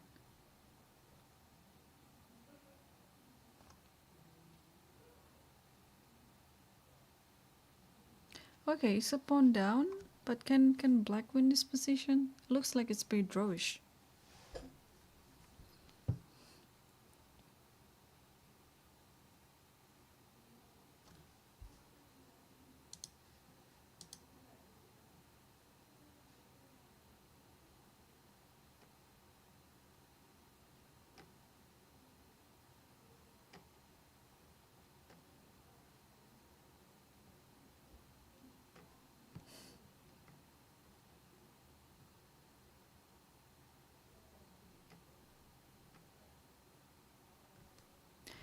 Okay, we haven't seen this as much. Yeah, I think we left it so far away ago.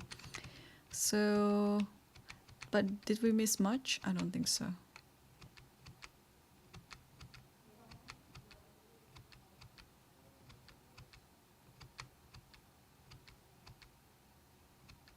Oof, that's bishop e3. Is there any way to stop it? I don't think so.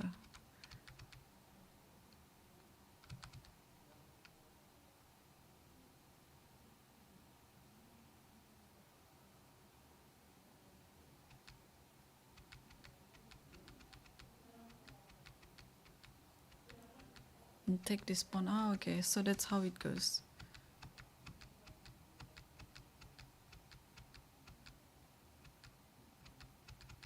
Okay, I think black is threatening to play rook c4 here, so probably white has to go back to b4 now.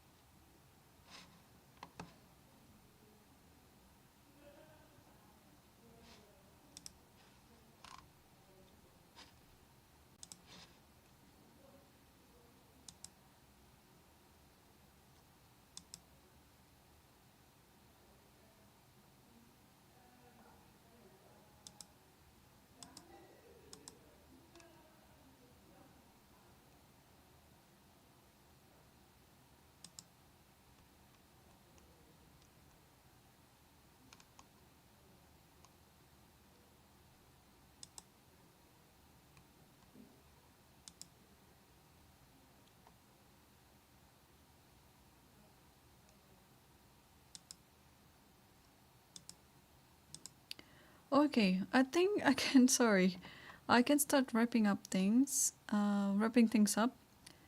And oh, I saw Pia has ended her game. So let's see what happened in her game. So good. Okay, there's some repetition here. So there's here, yeah, there's some repetition. So I think they agreed to make a draw then.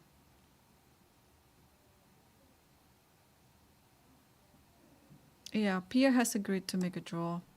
And then okay, so her opponent has like 1.5 points then, and Pia has half a point. Okay, that was a pretty good save by Long Pong Han, because it looks like Pia had 2 pass pawns and they're ready to just promote, but turns out it didn't do much in her position, because the position of the queen and the bishop, they're just very good to stop all these pawns. Okay, and while we're on this one, let's see what Eric is doing.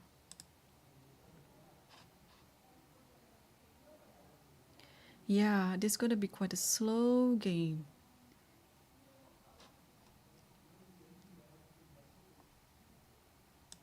This is gonna be quite a slow game indeed. And while Pia has left the playing hall, we can put the focus on this camera to Eric.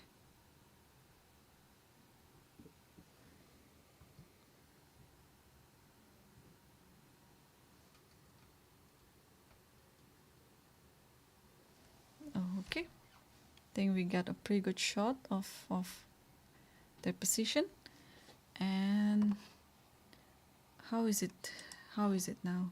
So g4 we saw, f6, knight f3, king d7, knight d4, and then rook c4 here. Yeah, the bishop is paralyzed. It cannot move anywhere. I mean, technically it can, but whenever you move, there is rook a7, this hangs, and so that you cannot move it. So rook g2, king g2, king c7, and because this bishop cannot move, this rook also cannot really move. It can only move to b4, c4, before c4. So what is Eric's idea in this position? Like, he might think to play king b7 so that this bishop can move, maybe something like that, so that there is no rook a7.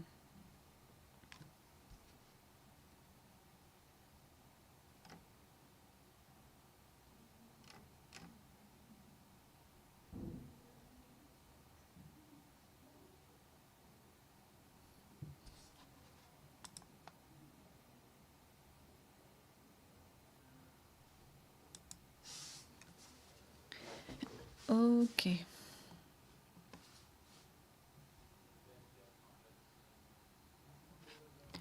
How many games are still ongoing?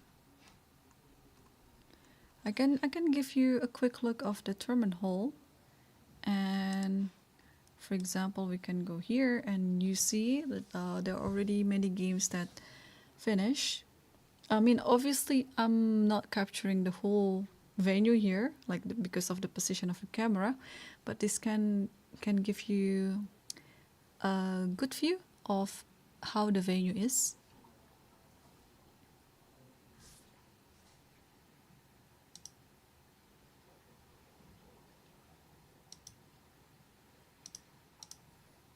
Okay, and oh, we still have a game going on the top board actually. How is this rook endgame? Who is better here? Black is better maybe because of the king.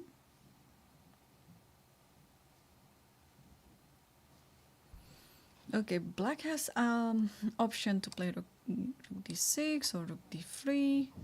Yeah, okay, endgame is always a thing, yeah. I mean, you have to keep learning about it. And Safita is apparently still playing. Where is Safita?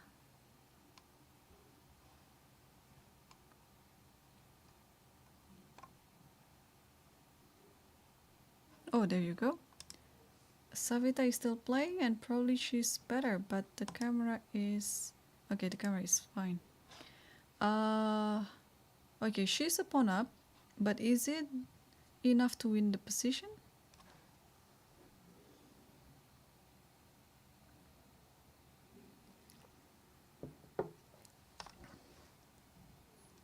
Yeah, probably it's not enough. Okay, I think time to wrap things up.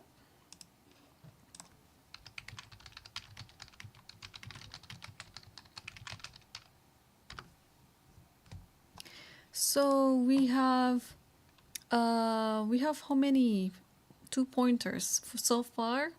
After the game ended, we have Amar Elham.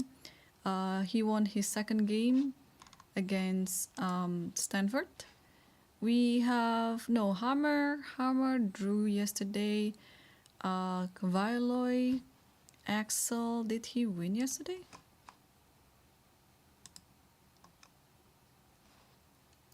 Axel.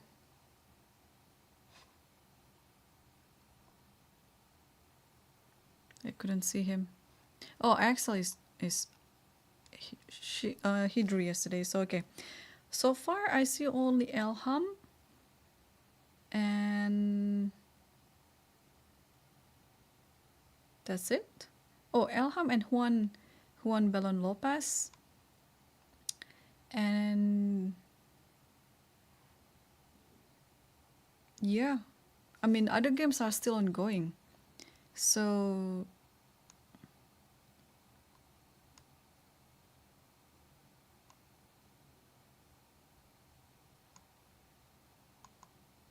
yeah, but there are many games are still ongoing, and potentially some of them can turn into another 2-pointers for some of the players. So what are we going to see next before I wrap this up? Urkadal drew a Karakan game. This one is still going on. Yeah, beware. This second board is going to last forever. Queen's endgame with 1 extra pawn. Normally you would like to just make a draw, but I think white is pushing for a win here, with the hope if e6 somehow works. But black might not let it happen. Third board, it's technically winning for black. It's just something that black has to think about. Fourth board, Elham won already. Fifth board, I think in the longer run, this is also going to be a draw. Even with a 1 pawn less, I think this is defendable. Board 6 already draw. So after h3, there was a draw offer. And Hammer, our first seeded, won the second game, so he's on 1.5 right now.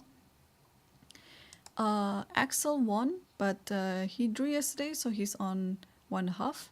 Or did he draw? Hang on. Axel drew yesterday. Shotal Bashev Boris, he didn't come yesterday, so yeah, he got like a half-point buy, so he's now on 1.5. Another 2-pointer is Juan Manuel Belon Lopez. And then, okay, let's get a last look of Eric's game.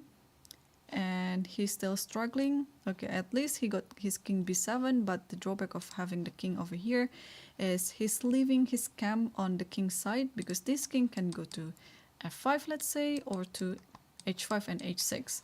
So yeah, he's suffering for sure. So, and then we had a draw by Pia, where she was actually winning, but didn't manage to convert the game and end up with a draw. And Safita is still playing. I think with the pawn up, she has her chance, but anything still can happen here with 2 rooks. It is also, I think, quite defendable for black, and especially if you're already entering the 5th hour of the game, you get tired, and yeah, that's why anything can still happen. So, all right, I think today is also a very interesting day. We have so many instructive and interesting games for round 2. Tomorrow, don't forget, I'm going to come back here at the same time, same place, for the Louis Chess Legends Tournament round number 3 tomorrow at 5 p.m. local time. So don't go anywhere, because I'll be back, and since it's getting hotter, I mean, the tournament is getting spicier right now with many upsets on the top boards, and also players are getting stronger and stronger oppositions. I think tomorrow is going to be even more interesting. So thank you so much for joining me today, both on Twitch and YouTube. And thanks to our mods, thanks to my graphic designer, Dominic, for providing all these graphics. And I think it's time for me to have my dinner. I bid you good evening wherever you are. It's evening time here. So thank you once again, and see you tomorrow.